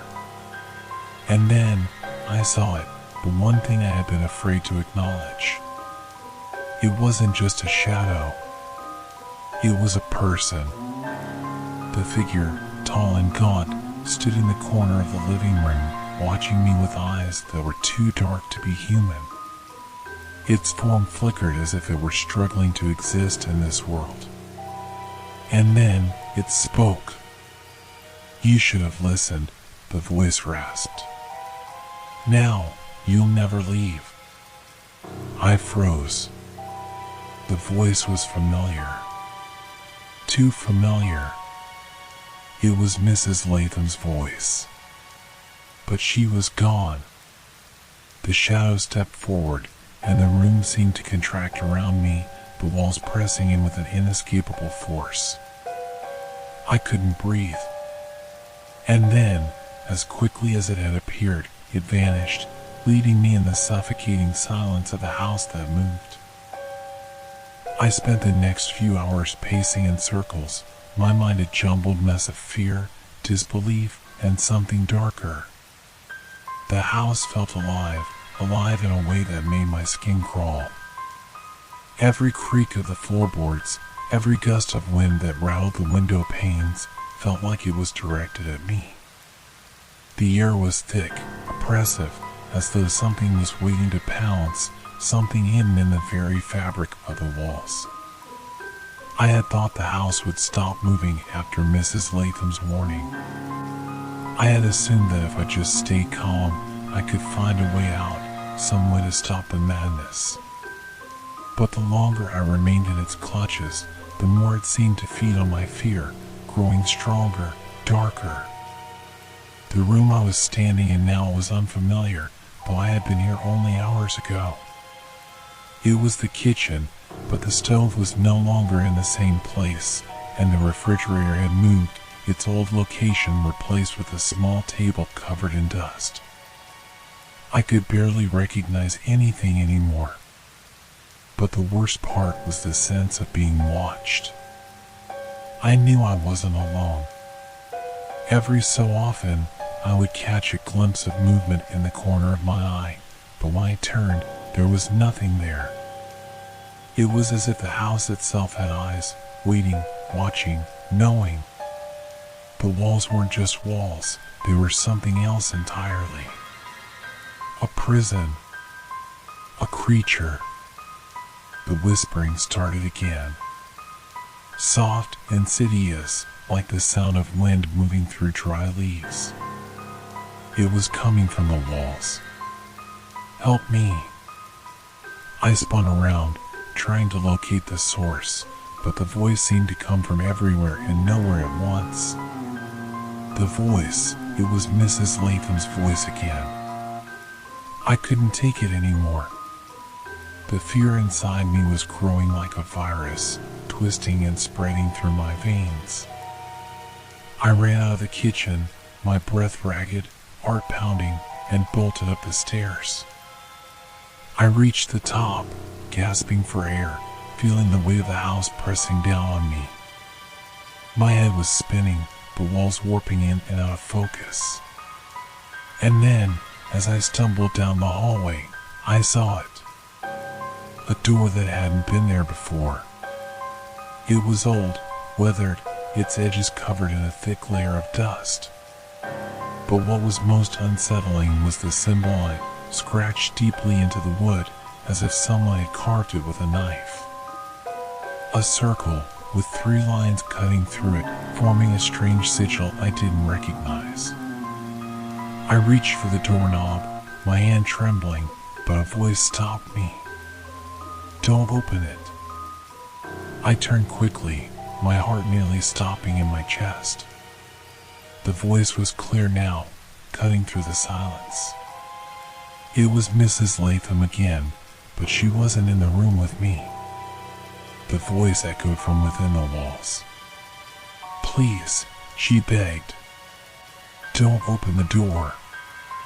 It will only make it worse. I felt a cold shiver run down my spine as I stood there, paralyzed. I didn't know what to do. What could I do? The house was already in control. But then, before I could move, the door creaked open. Slowly, agonizingly slowly, it swung inward. I felt my stomach lurch. I didn't want to see what was on the other side, but some part of me knew I had no choice. I stepped forward, my legs shaking beneath me, and pushed the door open wider. The room on the other side was bathed in darkness. It smelled old, musty, like it hadn't been disturbed in years. I hesitated, my eyes struggling to adjust to the dimness. There, in the corner, was an object. It was covered in a heavy, tattered sheet. I couldn't help myself. I had to know what was beneath it. I reached out, pulling the sheet away with trembling hands. The object that lay beneath it was a mirror. At first, I thought it was nothing more than an old, cracked frame, but as my eyes focused, I saw something else. The mirror wasn't reflecting the room around me. It was reflecting something else. I saw the house. No, not this house. Another house, different in its shape and structure. One that looked familiar, but I couldn't place where I had seen it before. The walls were crumbling, the windows broken, and everything in the reflection was cast in a sickly, yellow light. I felt my breath catch in my throat as I leaned closer. There was something in the mirror with me, someone. A man. He was standing in the doorway, his figure fuzzy, shifting like smoke. His eyes were too dark, his face too pale, and the way he stood, like he was waiting for something, made my heart skip a beat. The man lifted his hand, pointing directly at me. I jerked back, the blood draining from my face. This was impossible. I had to be imagining it. The reflection was just a trick, a figment of my overworked mind. But then, the man in the mirror smiled. His grin was wrong, too wide, too sharp, as if it were tearing his face apart. And in that moment, I knew that I wasn't looking into a mirror at all. I was looking into another world, one where time didn't exist, where the house had found a way to break through, pulling something or someone out of its grasp. The man's lips moved, but I couldn't hear his voice. Only a dull thrum filled my ears, like the sound of my pulse pounding in my skull. And then I heard it. A whisper, soft and chilling, "You'll never leave." I ran. My feet hit the ground in a panic. The image of the man in the mirror seared into my mind. I had to get out of the house. It didn't matter what happened next. I couldn't stay here any longer. The walls were closing in, the air growing thick with suffocating dread. I stumbled down the hallway, my heart racing, but as I reached the stairs, something strange happened. The walls, they began to shift. I wasn't sure what was happening at first. The house seemed to be moving, rearranging itself around me, the hallway stretching unnaturally long. The staircase twisted, curving in on itself like a funnel. I was trapped. No matter where I turned, every path led me back to the same hallway, the same set of stairs, the same door that would not open. The house, it seemed, was playing with me, toying with my mind. It wasn't just a house anymore, it was something alive, something that wanted to keep me here. Forever. And then, there was a sound. A voice. It was Mrs. Latham's voice again. It echoed, bouncing off the walls in strange, distorted ways. "You shouldn't have opened the door," she whispered, her voice trembling. "Now, you belong to it. You're part of it. It will never let you go." I turned, heart pounding, and saw the shadow again. It was there, standing at the end of the hallway, watching me. The man from the mirror was behind it, his form now solid and real, his grin wide, his eyes gleaming with something far darker than I had ever imagined. And then, the house gave a violent shudder, and the world around me twisted once more. I felt my legs give out beneath me as the walls collapsed inward, the air pressing down on me like a vice. The shadows wrapped themselves around me, pulling me into the darkness. And for the first time, I knew the truth. The house was moving again. And this time, it wasn't letting me go. My world had become a maze, a shifting labyrinth where the walls seemed to close in on me, twisting and contorting with each passing second. I was no longer sure if I was in the same house I had walked into hours before or if I had somehow entered a different dimension altogether. The house, or whatever it had become, was not merely a structure of wood and brick. It was alive in a way that made my skin crawl and my heart race with terror. As I tried to stand, my body felt heavy, weighted down by the oppressive atmosphere. The walls were no longer solid, but a liquid, shifting substance, flowing and morphing as though they were made of the very air itself. I reached out to touch them, but the moment my fingers made contact, they rippled and dissolved like smoke in my hand. Panic surged through me, thick and suffocating. My breathing grew shallow, erratic, as I stumbled through the changing hallways. I couldn't focus. The rooms flickered like faulty lights, appearing and vanishing in a chaotic dance that only intensified the horror. The house had a rhythm, an eerie pulse that I could feel vibrating through my bones. There were voices, low murmurs, whispers that echoed from the very walls. They weren't just noises, they were thoughts. Unspoken words that clawed at my mind, threading through the cracks of my sanity. They were reaching into my consciousness, pulling me into their web of confusion. Help us, come back, you're part of it now. I could hear them. The voices of the people who had lived here before me, who had vanished, lost to the house. They weren't dead, not in the traditional sense. They were trapped in the house, as I was now, lost between dimensions, their souls tangled in the shifting structure that had claimed them. In a moment of clarity, I remembered Mrs. Latham's warning. The house never stays in one place. It moves. It shifts. It's never satisfied. And now, it had claimed me. But how? Why me? What had I done to deserve this? I tried to calm myself, tried to think clearly, but the more I tried to fight against it, the more I felt the house's grip tightening. It was suffocating me, squeezing the air from my lungs, leaving me gasping, drowning in its madness. I reached a room, a place I recognized vaguely from before, but it was different now, distorted. The furniture was familiar, but it was arranged in a way that defied logic. Chairs were upside down, books scattered across the floor in chaotic piles.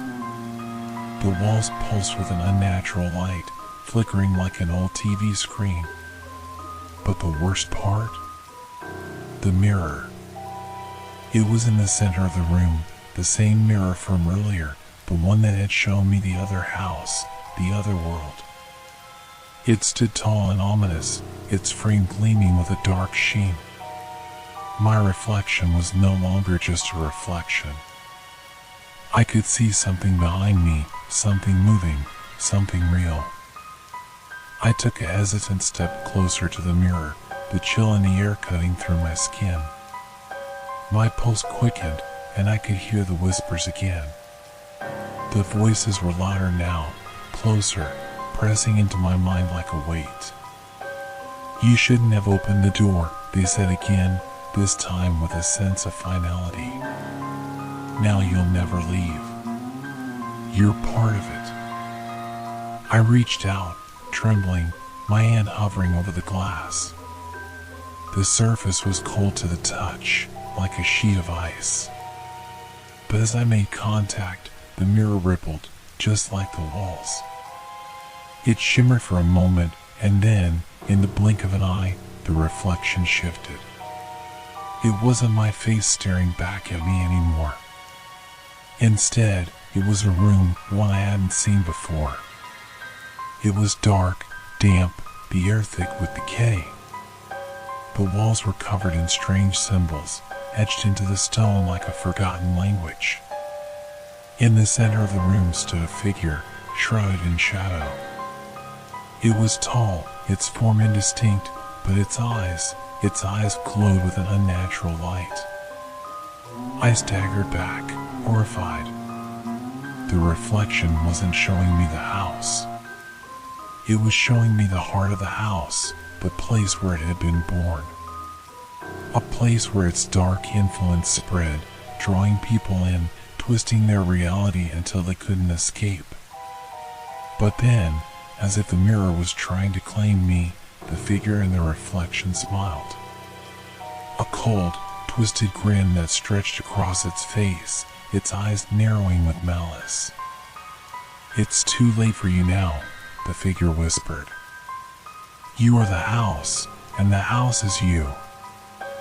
I wanted to scream, but no sound came from my lips.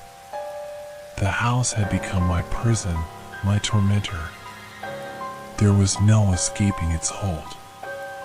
The walls, the floors, the very air, everything was part of it. The house wasn't just a building, it was a sentient being, a force that bent time and reality to its will. I stumbled backward, but the floor beneath me gave way, dropping me into the darkness. When I woke, I was no longer in the house, but I was still trapped. The world around me was unfamiliar, barren. There were no walls, no rooms, only a vast emptiness that stretched out in all directions. I stood in the center of it, the cold wind whipping through my hair, and I realized with horror that I was still inside the house. The house had moved. It had taken me somewhere else, somewhere beyond the boundaries of time and space. It had claimed me, body and soul, and there would be no escape. I could still hear the voices, soft and pleading, echoing in my mind. The voices of the other souls who had been consumed by the house, lost to it. They were here, with me, forever. The house would never stop moving. It would never stop shifting. And neither would I. Because now, I was part of it. Forever. Story 5. The soft hum of the refrigerator was the only sound that punctuated the silence in Nicholas Turner's small, one-bedroom apartment. The kitchen lights flickered slightly, casting a yellowish glow over the mismatched dishes that cluttered the counter. It had been a long day at work, and Nicholas was looking forward to a quiet evening. His routine hadn't changed in years, and that was just the way he liked it. There was comfort in repetition. He sat down at the kitchen table, pushing the scattered papers aside to make room for his dinner, a quick bowl of soup, nothing fancy. The apartment, though small and a little rundown, was his sanctuary. It was the kind of place where he could tune out the world, focus on his work, and forget about the outside noise. Nicholas ate slowly, the warmth of the soup comforting him in a way he hadn't realized he needed. His eyes drifted toward the clock on the wall. 8:47 p.m. He glanced back down at his soup and picked up his spoon again. It was nothing unusual, just another moment in the routine of his life. But there was something oddly still about the evening. The seconds ticked by, but the longer he stared at the clock, the more unsettled he became. He wiped his mouth with a napkin, then checked the clock again. The second hand was frozen. Not just a pause for a second or two, it was stuck, motionless at the 12. His heart skipped a beat. It was 8:47. He blinked, the strange sensation creeping up his spine. Had he imagined it? No, the second hand was definitely stuck. A malfunction? It was an old clock, sure. But for some reason, this felt off. The room felt thicker. The hum of the refrigerator seemed louder. The air felt colder. He stood up quickly, walking toward the clock. As his fingers brushed the cold surface of the wall, the second hand jerked forward, resuming its regular motion as though nothing had happened. Okay, weird, he muttered to himself. He shook his head, trying to shrug off the strange sensation that had taken root. It was just a clock, after all. Just a broken mechanism. But the sense of unease lingered, hanging in the air, making his skin prickle. Still, he decided to push on.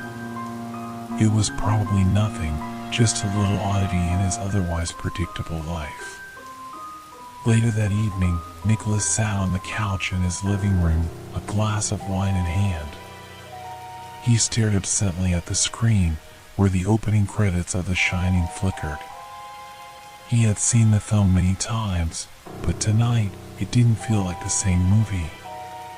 The opening sequence, the eerie, swelling music, the image of the distant mountain road, felt more vivid than usual. Nicholas found himself almost too aware of each detail. The camera angles seemed to linger longer, the sound design too crisp, the colors too sharp. It was unsettling, as though the film was aware of him, watching him back. He shifted uncomfortably in his seat. This wasn't like him. He didn't get spooked by a movie, especially not one he had practically memorized. The doorbell rang. Nicholas froze, his hand trembling slightly around the stem of the wine glass. The bell had never rung at this hour, not unless Mrs. Latham from next door was borrowing something again. But why was she ringing at 9 p.m.?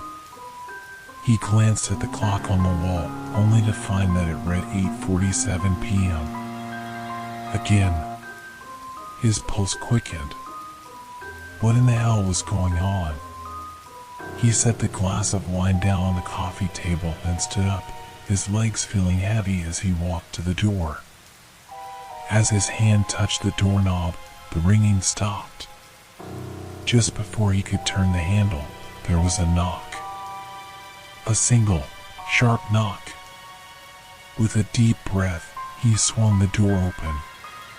Standing there was Mrs. Latham. "Sorry to bother you, Nicholas," she said, her voice low and trembling. "But I heard something strange in the hallway. Could you come check on something for me?" Nicholas blinked at her, unsure of how to respond. Her expression was strained, as though she had seen something that had shaken her. And yet, the feeling that this moment, this exact moment, had played out before hit him like a punch to the gut. "Sure, Mrs. Latham," he said, his voice more hesitant than usual. "What's wrong?" She stepped back from the doorway, and just as he was about to follow her down the hall, the lights overhead flickered, then went out. The apartment was plunged into darkness. Nicholas swore under his breath. He reached into his pocket, pulling out his phone to use its flashlight.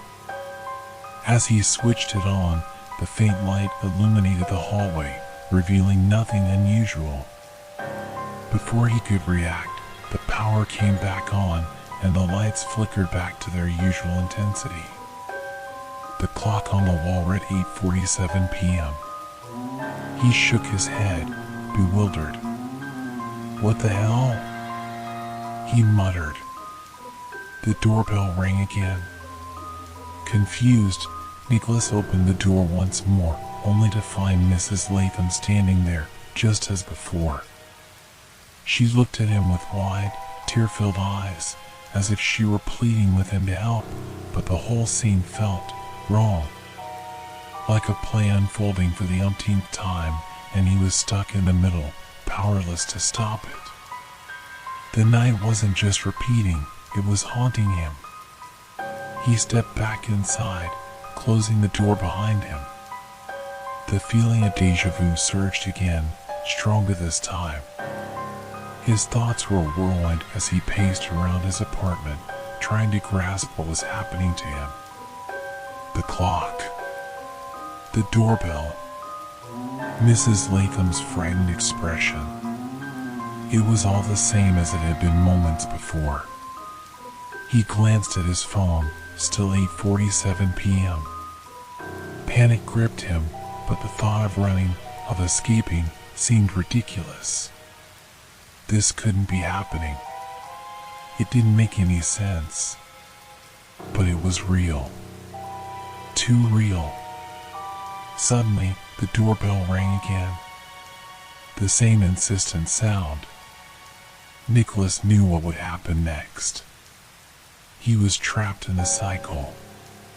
The night wasn't just repeating, it was dragging him through a waking nightmare. Nicholas didn't answer the doorbell this time. He couldn't. The weight of the moment was too heavy. He stood motionless in his living room, hands trembling, staring at the clock. It was still 8:47 p.m. His thoughts were scattered, desperately trying to make sense of what was happening. Was he losing his mind?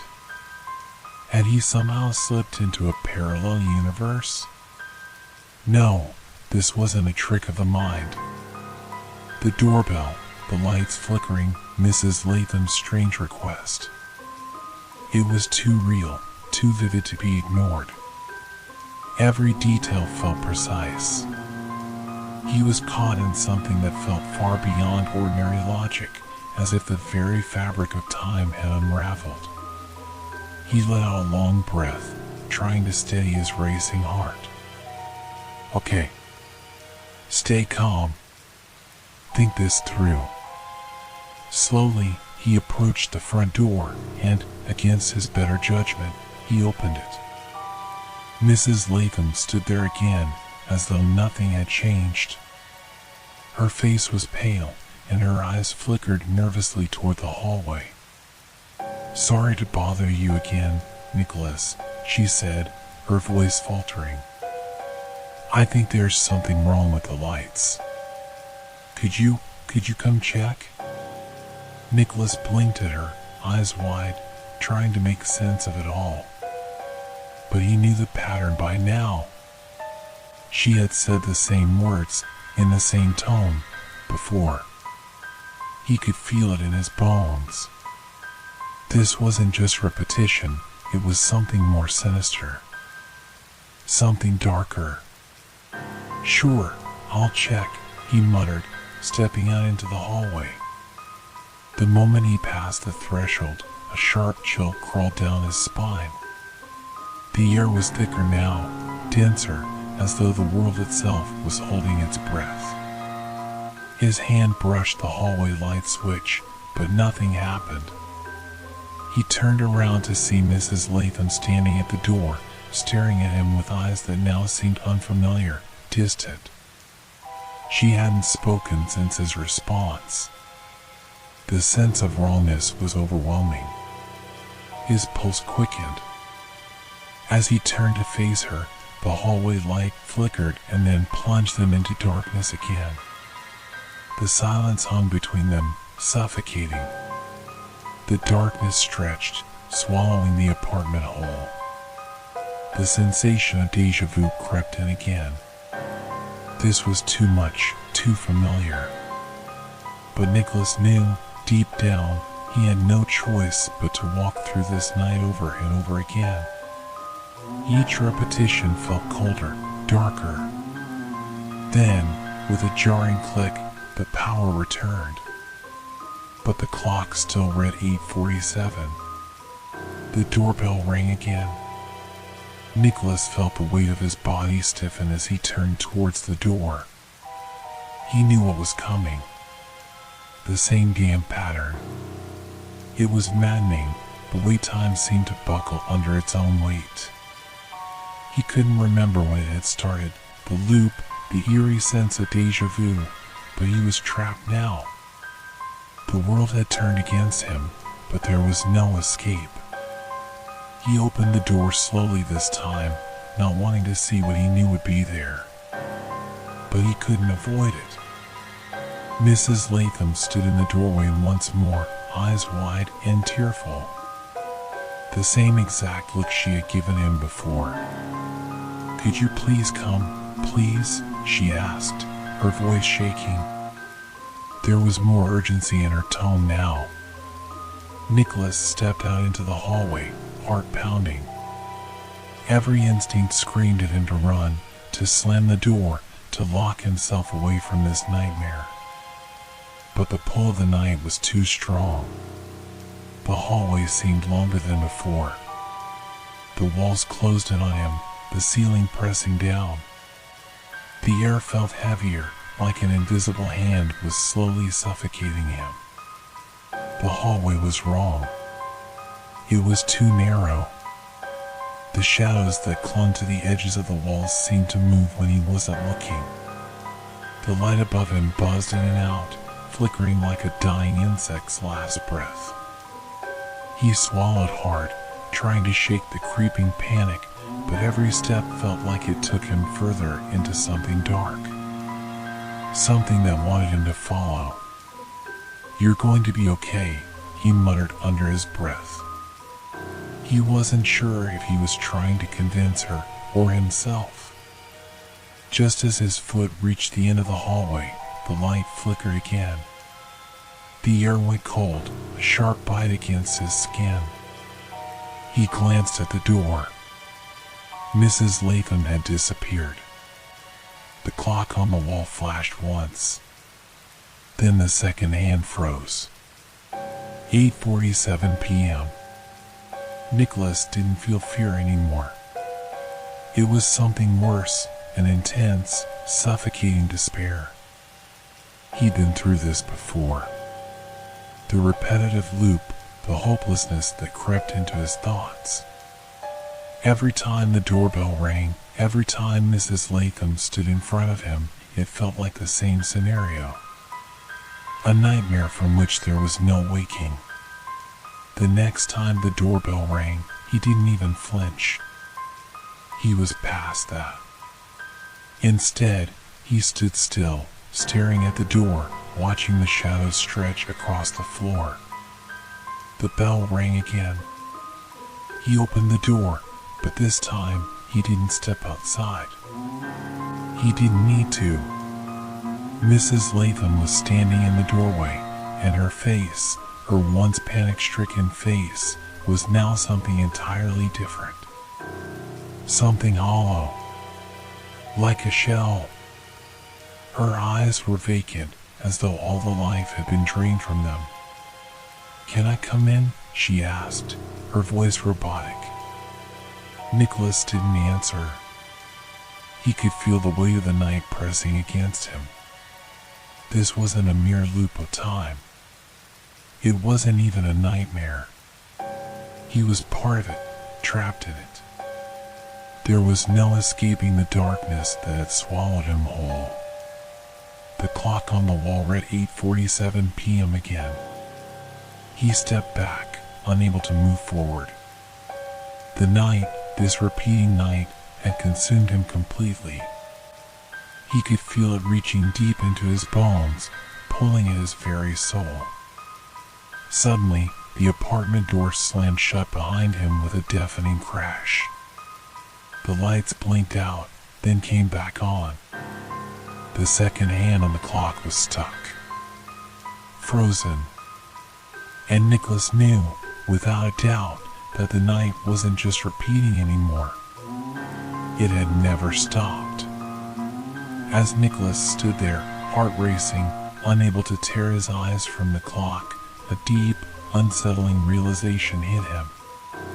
He wasn't just repeating the night. He wasn't trapped in time, he was part of it now. Something had crossed over into his world, something that had twisted the fabric of reality until he no longer had a place in it.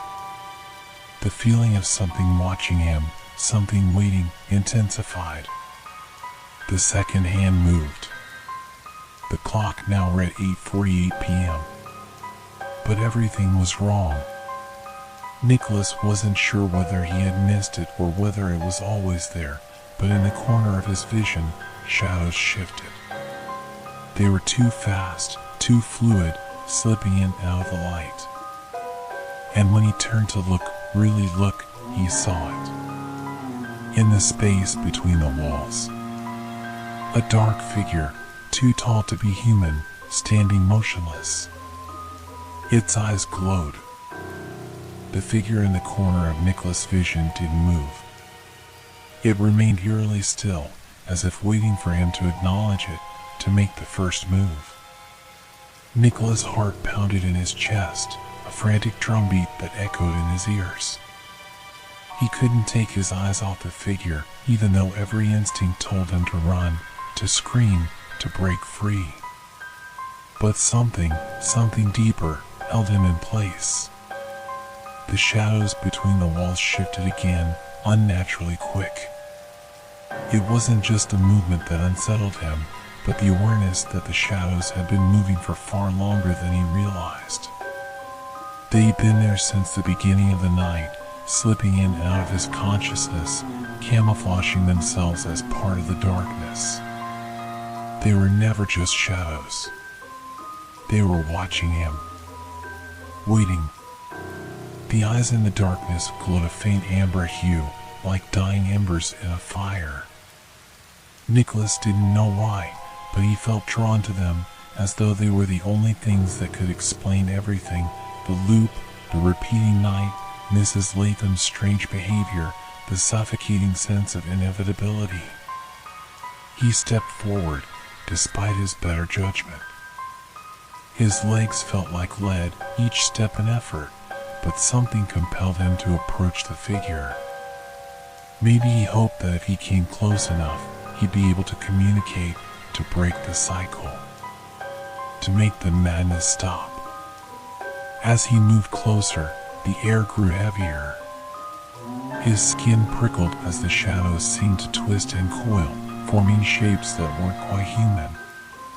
Each step he took felt slower, more deliberate, as though the very air itself was trying to hold him back. And then, just as his hand reached out toward the figure, just as he thought he could finally touch it, break the illusion, the lights flickered again. Once, twice, then everything went dark. For a long, horrible moment, he was suspended in nothingness. When the lights came back on, Nicholas found himself standing in his living room again. The clock still read 8:47 p.m. His pulse was erratic, his body trembling from the strange, almost out-of-body experience he just had. The darkness he had felt pressing against him moments before was gone, but the presence of the thing in the corner remained. The air was thick with the same oppressive weight, the sense of an all-knowing force looming just beyond the veil of time. His first instinct was to run, to flee the apartment, but the door wouldn't open. It wouldn't even budge. Panic crept into his chest as he twisted the knob, pulling and tugging, but the door was sealed shut, as if locked from the inside. Or perhaps, as if it was never meant to open again. The silence was deafening now, as if the world itself had decided to hold its breath. Then the doorbell rang. Nicholas didn't even blink this time. He didn't want to answer it. But his legs moved on their own, taking him toward the door. He reached the threshold and opened it slowly, cautiously. It was Mrs. Latham again. The same terrified look, the same frantic eyes. "Please, Nicholas. Please, you have to help me. I don't know what's happening. I can't leave." He opened his mouth to respond, but no words came out. He felt like a marionette, his body moving without consent.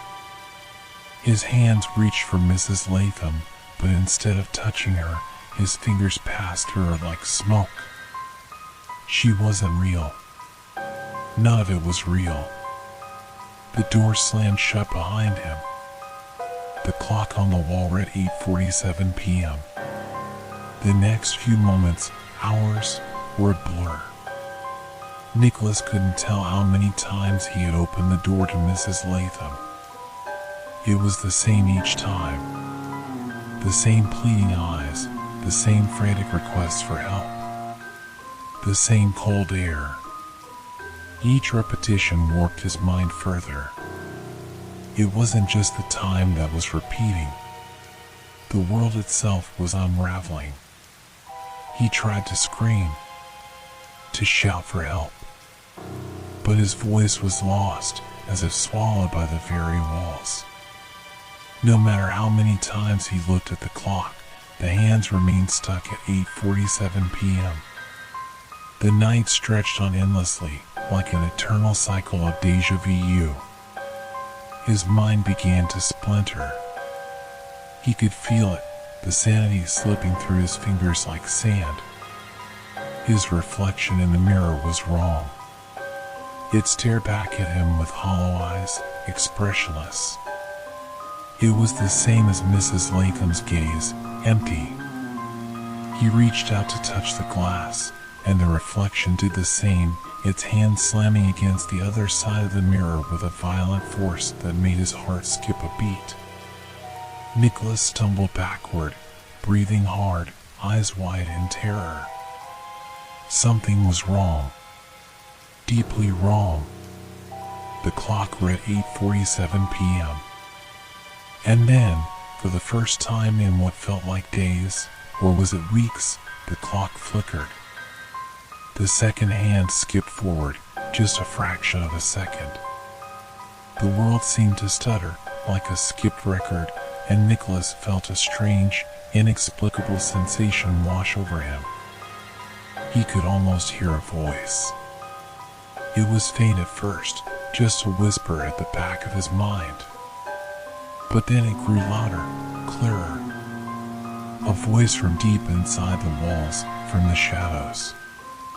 "It's not over, Nicholas." The voice wasn't Mrs. Latham's. It wasn't even human. It was something older, darker. Something that had been lurking in the apartment, in the very fabric of time itself, waiting for him to notice it. Nicholas stumbled backward, his hand going to his chest, his heart pounding erratically.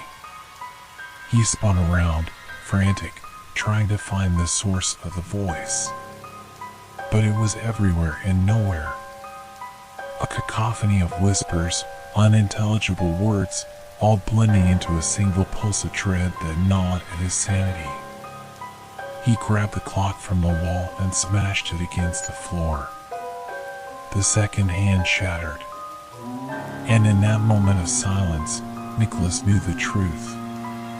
The night wasn't repeating. It was just beginning. Nicholas stood frozen, watching the remnants of the broken clock scattered across the floor like a shattered reality. The second hand, still twitching slightly, had been the anchor to everything that had kept him trapped, this eternal loop, this bizarre repetition of a single, doomed night. But now that the clock was in pieces, it felt as though he had lost more than just time. The apartment was eerily silent. No more whispers. No more ominous figures lurking in the corners. He felt the overwhelming absence of the unseen force, as though whatever had been controlling him had momentarily vanished. But something still felt wrong. An invisible weight pressed down on his chest, an oppressive pressure that made it hard to breathe. The air tasted sour, thick with the feeling of inevitability. Something was drawing closer, and Nicholas could sense it in his bones, in every instinct that told him to run, to escape. The walls seemed to close in on him. And then he heard it again, the faint sound of the doorbell. It wasn't a knock, but a chime. Soft. Almost soothing. Yet every fiber of Nicholas being screamed for him to ignore it. But he couldn't. It was as though the doorbell itself was calling him, pulling him toward it like some fatal compulsion. Nicholas tried to resist, but his legs carried him forward anyway. He didn't have the strength to fight it anymore.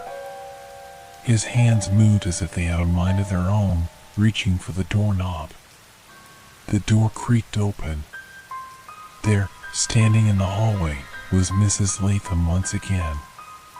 She looked exactly the same, haggard, eyes wide with terror, her voice trembling as she spoke. Please, please, Nicholas, it's not over. You have to help me. Her voice was raw, desperate, filled with fear. But this time, something about her was different. There was an almost unnatural stillness to her, as though she wasn't really there at all. Her skin looked pale, waxy, unnervingly so. And the air around her seemed to shimmer, distorting, like heat waves rising from the ground. Nicholas took a step back. This wasn't real. This couldn't be real. Yet there she stood, her eyes locked onto his, pleading. Don't you understand? She whispered. We're both trapped here. You're not the first. You won't be the last. The darkness pressed against the edges of his vision again. His chest tightened as though invisible hands were closing around his ribs. And then, the truth, the horrible, terrifying truth, began to seep in, not through words, but through feeling. The oppressive weight of time itself, the way it had folded upon itself like a broken piece of paper. His hands trembled. He couldn't breathe. Couldn't think. Something was watching him. Something far worse than Mrs. Latham. The apartment around him flickered, distorting, as though it was made of fog and glass. It cracked and bent under some unseen force, warping the world in strange ways, twisting it into something grotesque. Nicholas looked at Mrs. Latham. No, not Mrs. Latham. Her face was too still, too perfect, as though it had been painted on by some unseen hand. The eyes weren't right either. They didn't blink. They didn't express fear, or pain, or anything human. They were empty. You're still here, she said, but the voice was wrong. It was layered, like 1,000 voices whispering through the cracks in reality.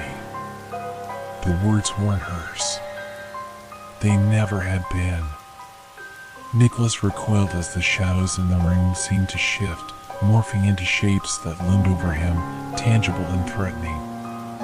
The walls, once solid, were now made of something that pulsed and breathed, something ancient and formless. His heart hammered in his chest. It was never about the clock, was it? He realized the truth too late. The night hadn't been repeating. He wasn't trapped in some endless loop. He was the loop. The realization sank into his chest like a weight he couldn't escape. His entire existence, his reality, was nothing more than a piece of this nightmare, a fragment of the horror that had been unfolding before his eyes. He had been living within the confines of this apartment for far longer than he'd thought, trapped in the endless cycle of that one night. Every time he thought he was waking up, he was simply falling deeper into the trap. The voice in his head, the same voice that had been whispering from the shadows, finally made itself known. You're already dead, Nicholas. You just don't know it yet. The room seemed to breathe around him, every corner of the apartment filled with darkness that had no source. The shadows stretched impossibly long, curling around him like tendrils of smoke. He stumbled backward, reaching for the door, only to find it gone. The apartment had no door now. No way out. The walls were closing in on him. The pressure on his chest intensified, squeezing the air from his lungs. Nicholas clawed at his throat, gasping for breath as the walls around him continued to close, creeping inward like a vice. The air turned thick, suffocating, as if the very atmosphere had been distilled into something toxic. Then he saw it. In the reflection of the window, no, not a reflection at all, he saw the true nature of the room. The walls were bleeding, dripping a thick, black substance that pooled on the floor. It moved in sickening swirls, like ink, absorbing everything in its path. The once familiar apartment was now an alien landscape, a decaying place that twisted and stretched out of time, out of reality. The true face of the night was revealed. Nicholas didn't recognize the man staring back at him in the reflection. His own eyes were hollow. His face was gaunt and drawn, as though he had been trapped here for centuries. But in the reflection, there was something else, something older than him. A presence that was woven into every fiber of his being, a malevolent force that had always been there, lurking beneath the surface. "There is no escape, Nicholas," the voice whispered again, clearer now, resonating in his skull. Nicholas screamed, but no sound came. His mouth moved, but the voice was swallowed by the blackness. The shadows stretched forward like claws, pulling him toward them, drowning him in an endless void. And then, nothing.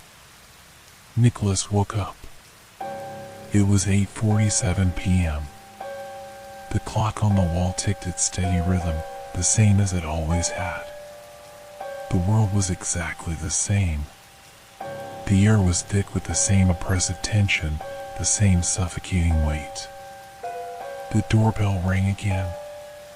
But this time, Nicholas didn't move. The terror had faded. He understood now. He had always understood. The night wasn't repeating because time had broken. It was repeating because he had broken. He was the loop. And there was no end to it. And out of his stupor, it was a ping from the app, his next passenger.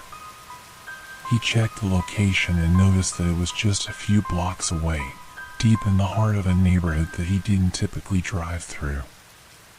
Not bothering to think too much about it, Brad adjusted his rearview mirror and pulled onto the side street. It was routine, after all. Another ride. Another night. But something about the address seemed off. It wasn't the usual crowd. There was a strange chill in the air, and even though it was spring, Brad felt a shiver crawl down his spine. He shook it off, chalking it up to fatigue. No time for second-guessing tonight. He hit the gas and turned onto the unfamiliar street. As Brad neared the pickup point, his headlights briefly illuminated a figure standing at the curb. A man, tall and hunched, wearing a dark coat that seemed too heavy for the weather. He was standing motionless, staring at the ground as if waiting for something or someone. Brad's stomach twisted. There was something about the figure's stillness that made him uneasy. When Brad slowed the car and rolled down the window, the man lifted his head slowly, his eyes locking onto Brad's. His face was hidden in the shadows, but his eyes, those pale, unsettling eyes, were all that Brad could focus on. They seemed to glow, or perhaps it was just the harsh streetlight casting an unnatural gleam on them. "Are you Brad?" The man's voice was low, almost like a rasp, as if he hadn't spoken in days. It carried a weight to it, a strange echo, as if it were being heard from far away. Brad nodded, his throat suddenly dry. "Yeah, I'm Brad." "Where to?" The man's gaze lingered on him for a moment longer than was comfortable, and then, as if deciding something, he opened the passenger door and slid into the back seat without another word. Brad shifted uncomfortably, glancing at his phone. He could see the route had been set, an address just on the outskirts of the city, a place he hadn't heard of before. It was as though it didn't exist on the map. "You okay?" Brad asked, his voice a little more strained than he meant it to be. "You seem far from home." The man didn't respond right away. Instead, he let out a soft chuckle, a low, hollow sound that echoed in the small space of the car. "You wouldn't understand," he muttered. Brad felt a chill run through him. The atmosphere in the car had shifted. The air felt thick and stagnant. He kept his eyes on the road, unwilling to glance back at the man who seemed to shrink into the shadows of the back seat. As they drove further away from the city, the streets became more desolate. Empty buildings loomed on either side, their windows dark and lifeless. The hairs on the back of Brad's neck stood on end. His passenger had not spoken since his unsettling reply, but the silence had taken on a suffocating quality, as though something was pressing in from all sides. Brad's grip tightened on the steering wheel. He hadn't signed up for this, whatever this was. The hairs on his arms prickled. Suddenly, the car's headlights flickered once, then twice. A weird, electrical surge shot through the dashboard, causing the radio to crackle to life, static pouring out in a loud, jarring burst. Brad reached to turn it off, his heart racing, but before he could, the sound stopped as abruptly as it had started. The lights dimmed, and everything fell into an unnatural silence. He glanced in the rearview mirror, his pulse quickening. The back seat was empty. The man was gone.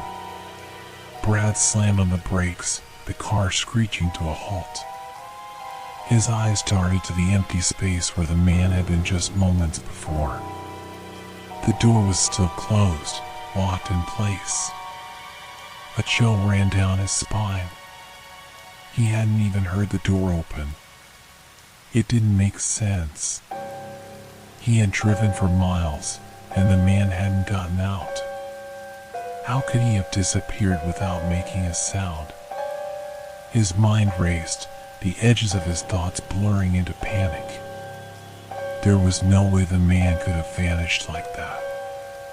Not in the middle of nowhere. Not with no one else in sight. Brad turned to look at the passenger seat. There, lying on the seat, was a small, crumpled piece of paper. It was folded into thirds, as if hastily shoved onto the seat, and the handwriting on it was strange, illegible in places, but something about it caught his eye, something familiar. With trembling hands, he unfolded it. The letter, despite its strange, jittery handwriting, read, "This is the last ride, Brad. It always will be. Don't think you can outrun it." Brad felt his pulse spike. His stomach turned. He knew the name, Brad. But how could this be? His full name wasn't even on the rideshare app. The man hadn't said it, nor had Brad mentioned it aloud. Yet here it was, written for him, and it made no sense. He felt the cold, clammy sweat forming on the back of his neck. The rest of the note was a jumble of indecipherable scribbles and strange symbols, almost like something out of a forgotten language or code. As he stared at it, his vision swam, and the car seemed to grow impossibly still. He blinked, and then he wasn't alone. The sound of soft breathing echoed in the car, close, as if someone was just inches behind him. Brad spun around, his hands gripping the steering wheel, his breath coming in ragged gasps. Nothing.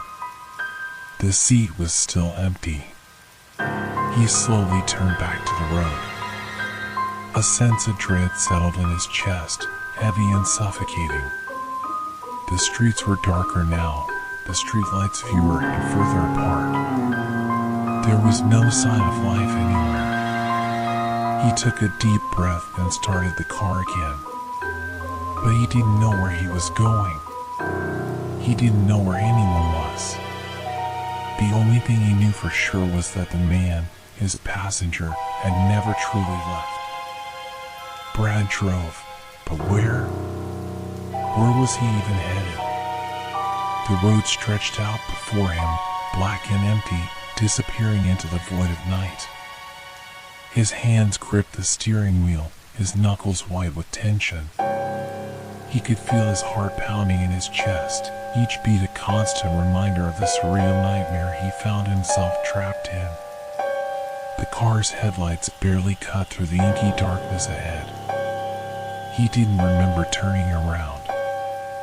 He didn't remember making any decisions. It was as if the road itself was guiding him.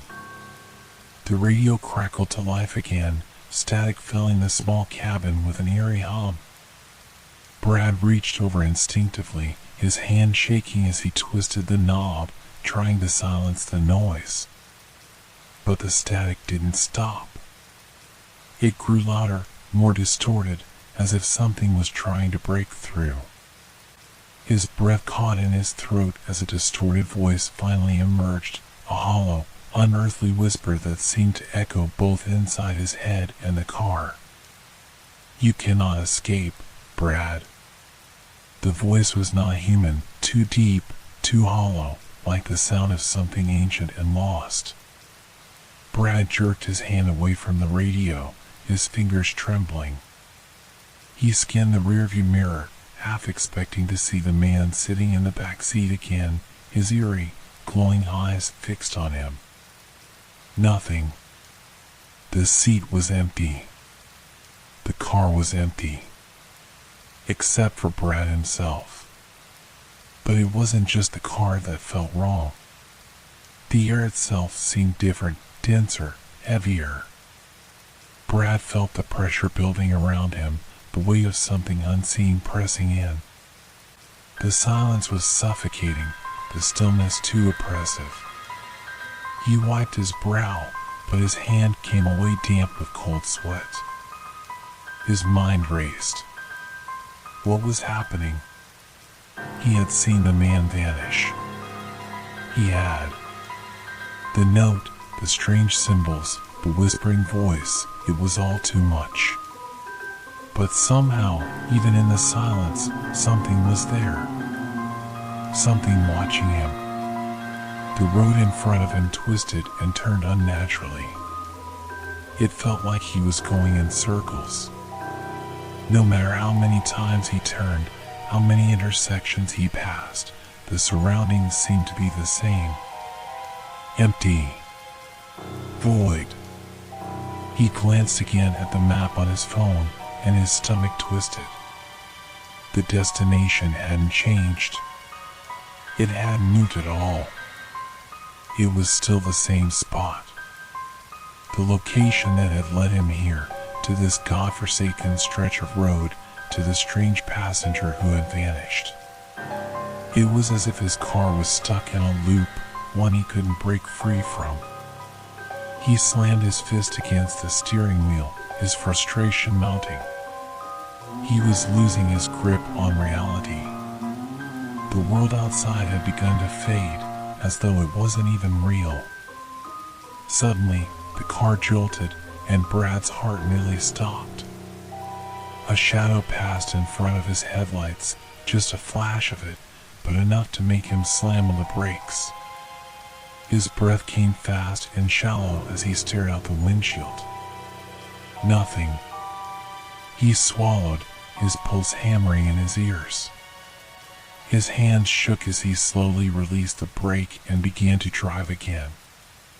The shadow had been an illusion, a trick of the mind. Right? As the minutes dragged on, Brad's mind seemed to unravel. He could feel the weight of every passing second. He glanced back at the rearview mirror again, half expecting to see the man sitting there, his hollow eyes boring into him. Nothing. Only the empty back seat stared back at him, dark and foreboding. Then, out of the corner of his eye, he saw something move. just a shift in the shadows. He turned his head sharply, his pulse quickening, but again, there was nothing. Or was there? A sudden realization hit him with the force of a freight train. The man, the passenger, wasn't just vanishing. He was still with him. In some way, he never left. The air in the car seemed to grow colder, and the faint smell of stale cigarette smoke filled Brad's nostrils. He hadn't smoked in years. He hadn't smoked anything in the car. He froze, panic rising in his chest as he tried to focus on the road ahead, but his mind kept drifting back to the empty space in the back seat. Something was there. Something that hadn't been there before. He blinked and looked at the passenger seat. The seatbelt was buckled. That wasn't right. His heart skipped a beat. He hadn't touched the seatbelt. He hadn't even moved. The seatbelt was still locked in place, as though someone had sat there, had been sitting there the entire time. Brad's hands gripped the steering wheel tighter, his knuckles turning white. He slammed the gas pedal, hoping to break free from the sickening pull of the situation, but the road didn't change.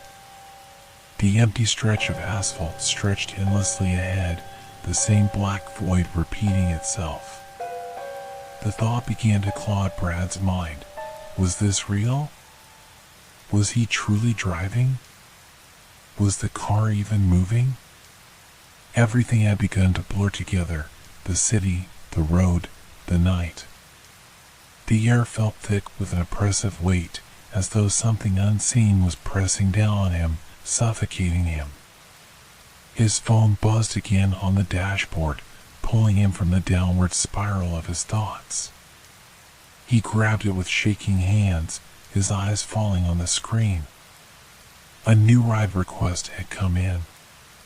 He frowned. How was that possible? He hadn't accepted any rides. He stared at the screen, the name of the rider flashing at him in cold, blue letters. It was his own name, Brad. A jolt of shock ran through him. His own name? Was this some sick joke? How could anyone be requesting a ride from him? His hands trembled as he wiped his sweaty palms on his jeans, then glanced back at the rearview mirror, where, again, nothing was there. The car's headlights suddenly flickered, and the entire world seemed to tilt sideways for a brief, disorienting moment. Then, there was the sound. A soft tapping, almost imperceptible, but it was there. It came from the back seat. Brad whipped his head around. He wasn't sure if it was his imagination or not, but the tapping was real. The passenger was there. Only, this time, Brad knew with sickening certainty that the man had never truly left. The tapping on the back seat was unmistakable now, slow, rhythmic, like the light drumming of fingers against a window pane. Brad's breath caught in his throat as he dared not turn around. His grip on the steering wheel tightened until his fingers ached. The car was moving on its own, faster than he intended, yet somehow it felt as though the road was pulling him forward, guiding him, trapping him in an endless loop. He dared a glance in the rearview mirror, his heart pounding in his chest. Nothing. The seat was empty. But the tapping, relentless and eerie, continued. Brad's mind raced. He couldn't focus. He couldn't think straight. The world had become a dark, suffocating haze. His eyes darted between the road and the rearview mirror, trying to make sense of it all. Was he going mad? Or was this something far worse? He swore he saw the flicker of a figure in the mirror, a tall silhouette, just out of focus. His heart stopped, and the air seemed to freeze in his lungs. He jerked his head around, his body stiff, but the back seat was empty once more. Only shadows clung to the corners, curling in the dim light. The tapping stopped, replaced by a cold silence. The kind of silence that presses against your skull, gnaws at your sanity. Brad swallowed hard, trying to calm his racing pulse, but the panic wouldn't let go. He had to stop the car. He had to get out, but his hands refused to let go of the wheel. The road, the city, none of it made sense anymore. Was he even in the same place? Was this real? Or had he crossed some line into an inescapable nightmare? His eyes landed on the passenger seat, where the seatbelt had clicked back into place. Impossible. No one had sat there. He knew no one had sat there. Yet the seatbelt was fastened, and the faint smell of stale cigarette smoke lingered in the air, stronger now. A sound broke the silence, sharp and sudden. The car's brakes squealed as Brad slammed them down, jerking the car to a stop in the middle of the dark road. The headlights cast long shadows that seemed to stretch further than they should, swallowing the world around him. But there was no escape. Brad's breath hitched, and his hand shook as he reached for the door handle. He flung the door open, stepping into the night air, his feet unsteady on the pavement.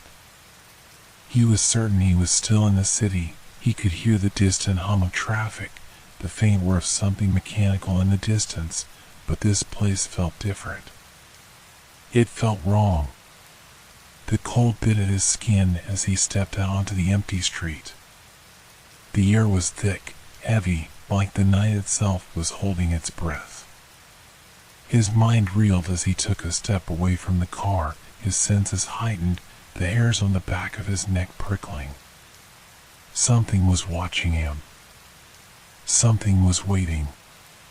His phone buzzed again in his pocket, but he didn't dare to reach for it. He could feel the weight of the unknown pressing down on him, drawing him back to the car.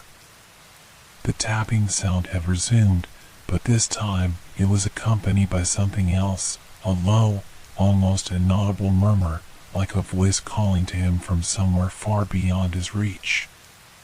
Brad. The voice was familiar, but distorted, too familiar. Too hollow.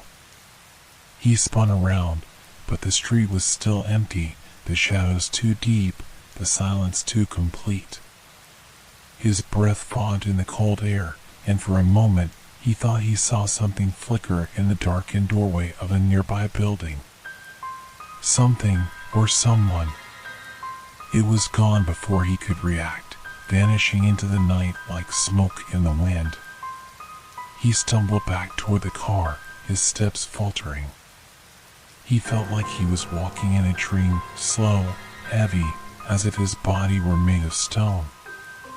Every movement felt delayed, every sound muffled as though he were drowning in the night. The shadows seemed to stretch and warp, creeping toward him, following him.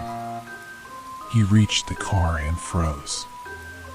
The back seat. It was not empty. A figure sat there, slouched low, their features obscured by the dark. Brad's stomach twisted as his gaze fixed on the figure, dread pooling in his chest. The man, the passenger, he was back. But he wasn't the same. His once warm clothing was now ragged, torn in places. His skin was pale, unnaturally so, and the air around him seemed to pulse with an almost palpable energy. His face was gaunt, hollowed out as if he had been drained of life. But the eyes were the worst. They glowed faintly, like the dying embers of a fire. Brad's throat tightened, his legs shaking as he took a step back, his mind screaming at him to run. But he couldn't. "You're still here," Brad managed to choke out, his voice barely a whisper. The man didn't move. The air grew colder, and the car's interior seemed to close in on him, the shadows thickening like living things, crawling up the windows, the doors. The figure in the back seat spoke, but not with words. The voice came from everywhere, filling Brad's skull, a whisper that burrowed deep into his mind. You can't escape. You never will. Brad's heart raced, a frantic beat in his chest as he stumbled backward. He looked at the door, at the empty street. He couldn't leave the car, couldn't escape the nightmare that was unfolding around him. The man in the back seat tilted his head, his lips curling into a twisted, skeletal smile.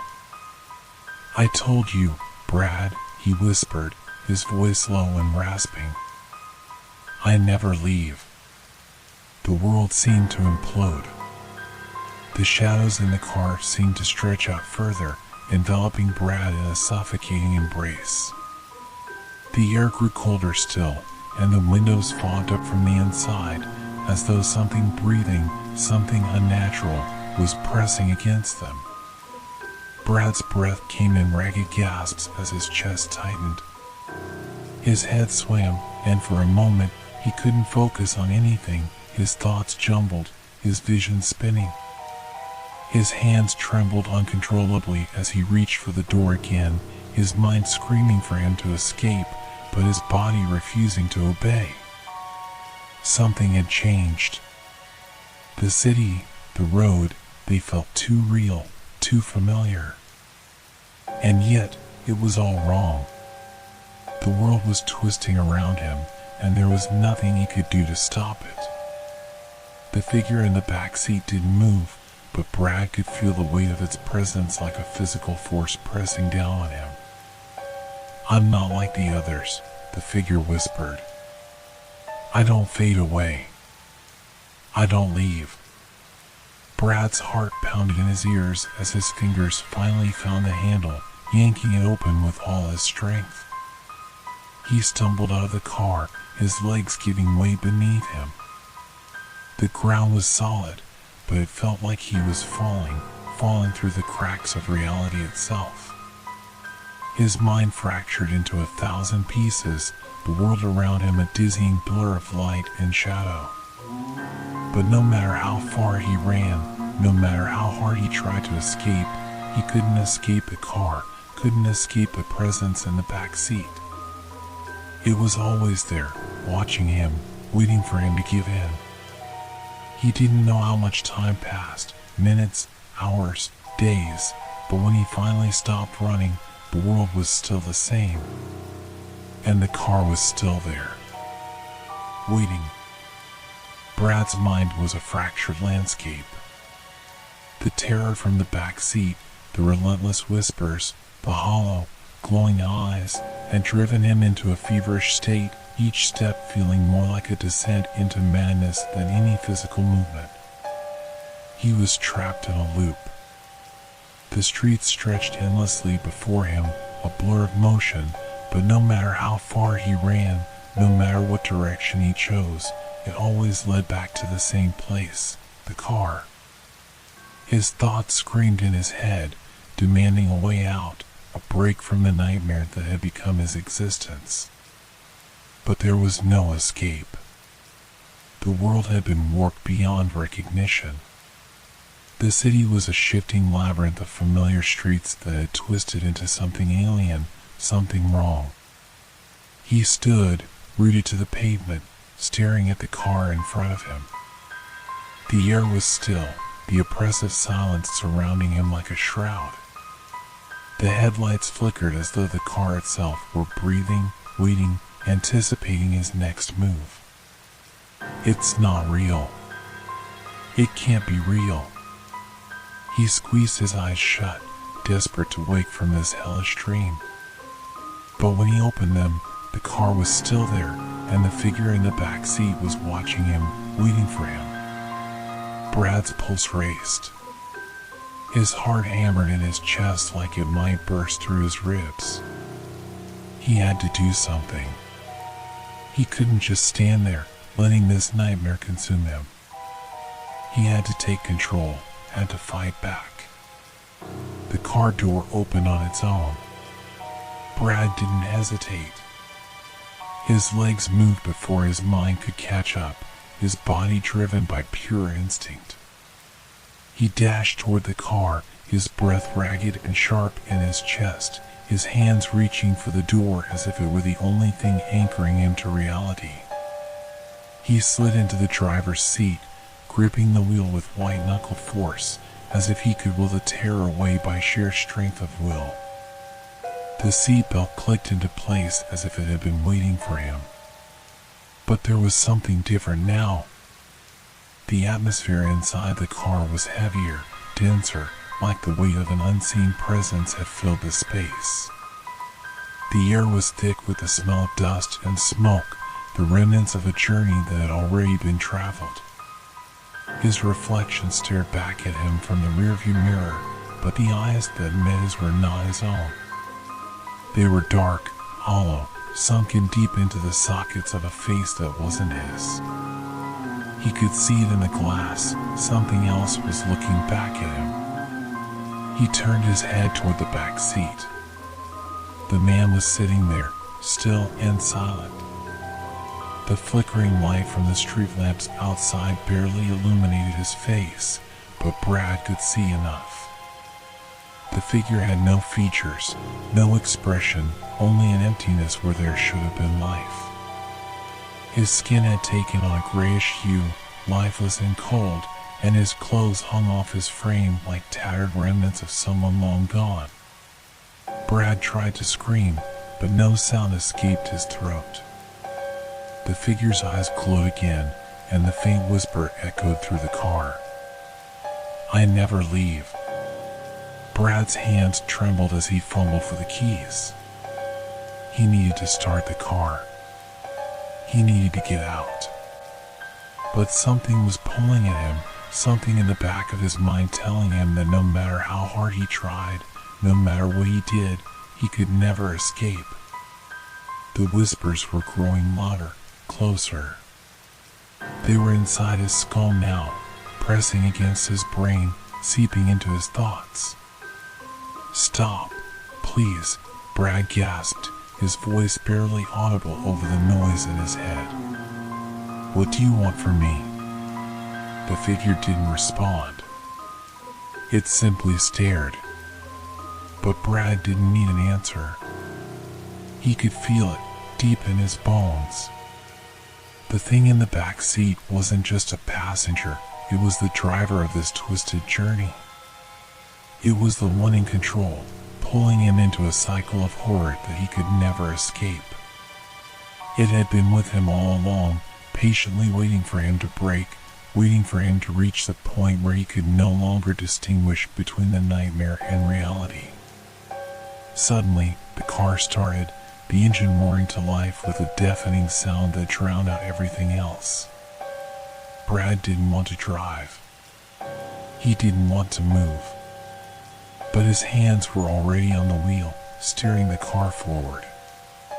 The road stretched out before him, the familiar streets blurring by in the glow of the headlights. He slammed his foot down on the accelerator, desperate to outrun the terror that was now his constant companion. But no matter how fast he drove, no matter how far he went, the streets never changed. They remained the same. The same cracked asphalt, the same broken streetlights, the same empty buildings looming on either side. He could never escape. Brad's mind screamed in agony. He tried to focus on the road, tried to ignore the figure in the back seat, but the tapping that had started again, was too much. It was louder now, more insistent. It was as if the car itself had become alive, feeding on his fear, growing stronger with each passing second. "I'm losing my mind." He glanced in the rearview mirror, and this time, the reflection didn't just show him. It showed the man staring at him from the back seat, his eyes glowing bright, as if he were pulling Brad into some deeper, darker place. No, no, no! Brad screamed, but it didn't matter. The car kept moving, the road kept stretching out before him, a path that would never end. The figure in the back seat leaned forward, its skeletal hands reaching for him, its breath cold against the back of his neck. Brad gasped, his hands shaking as he fought to control the wheel, but the car was no longer under his control.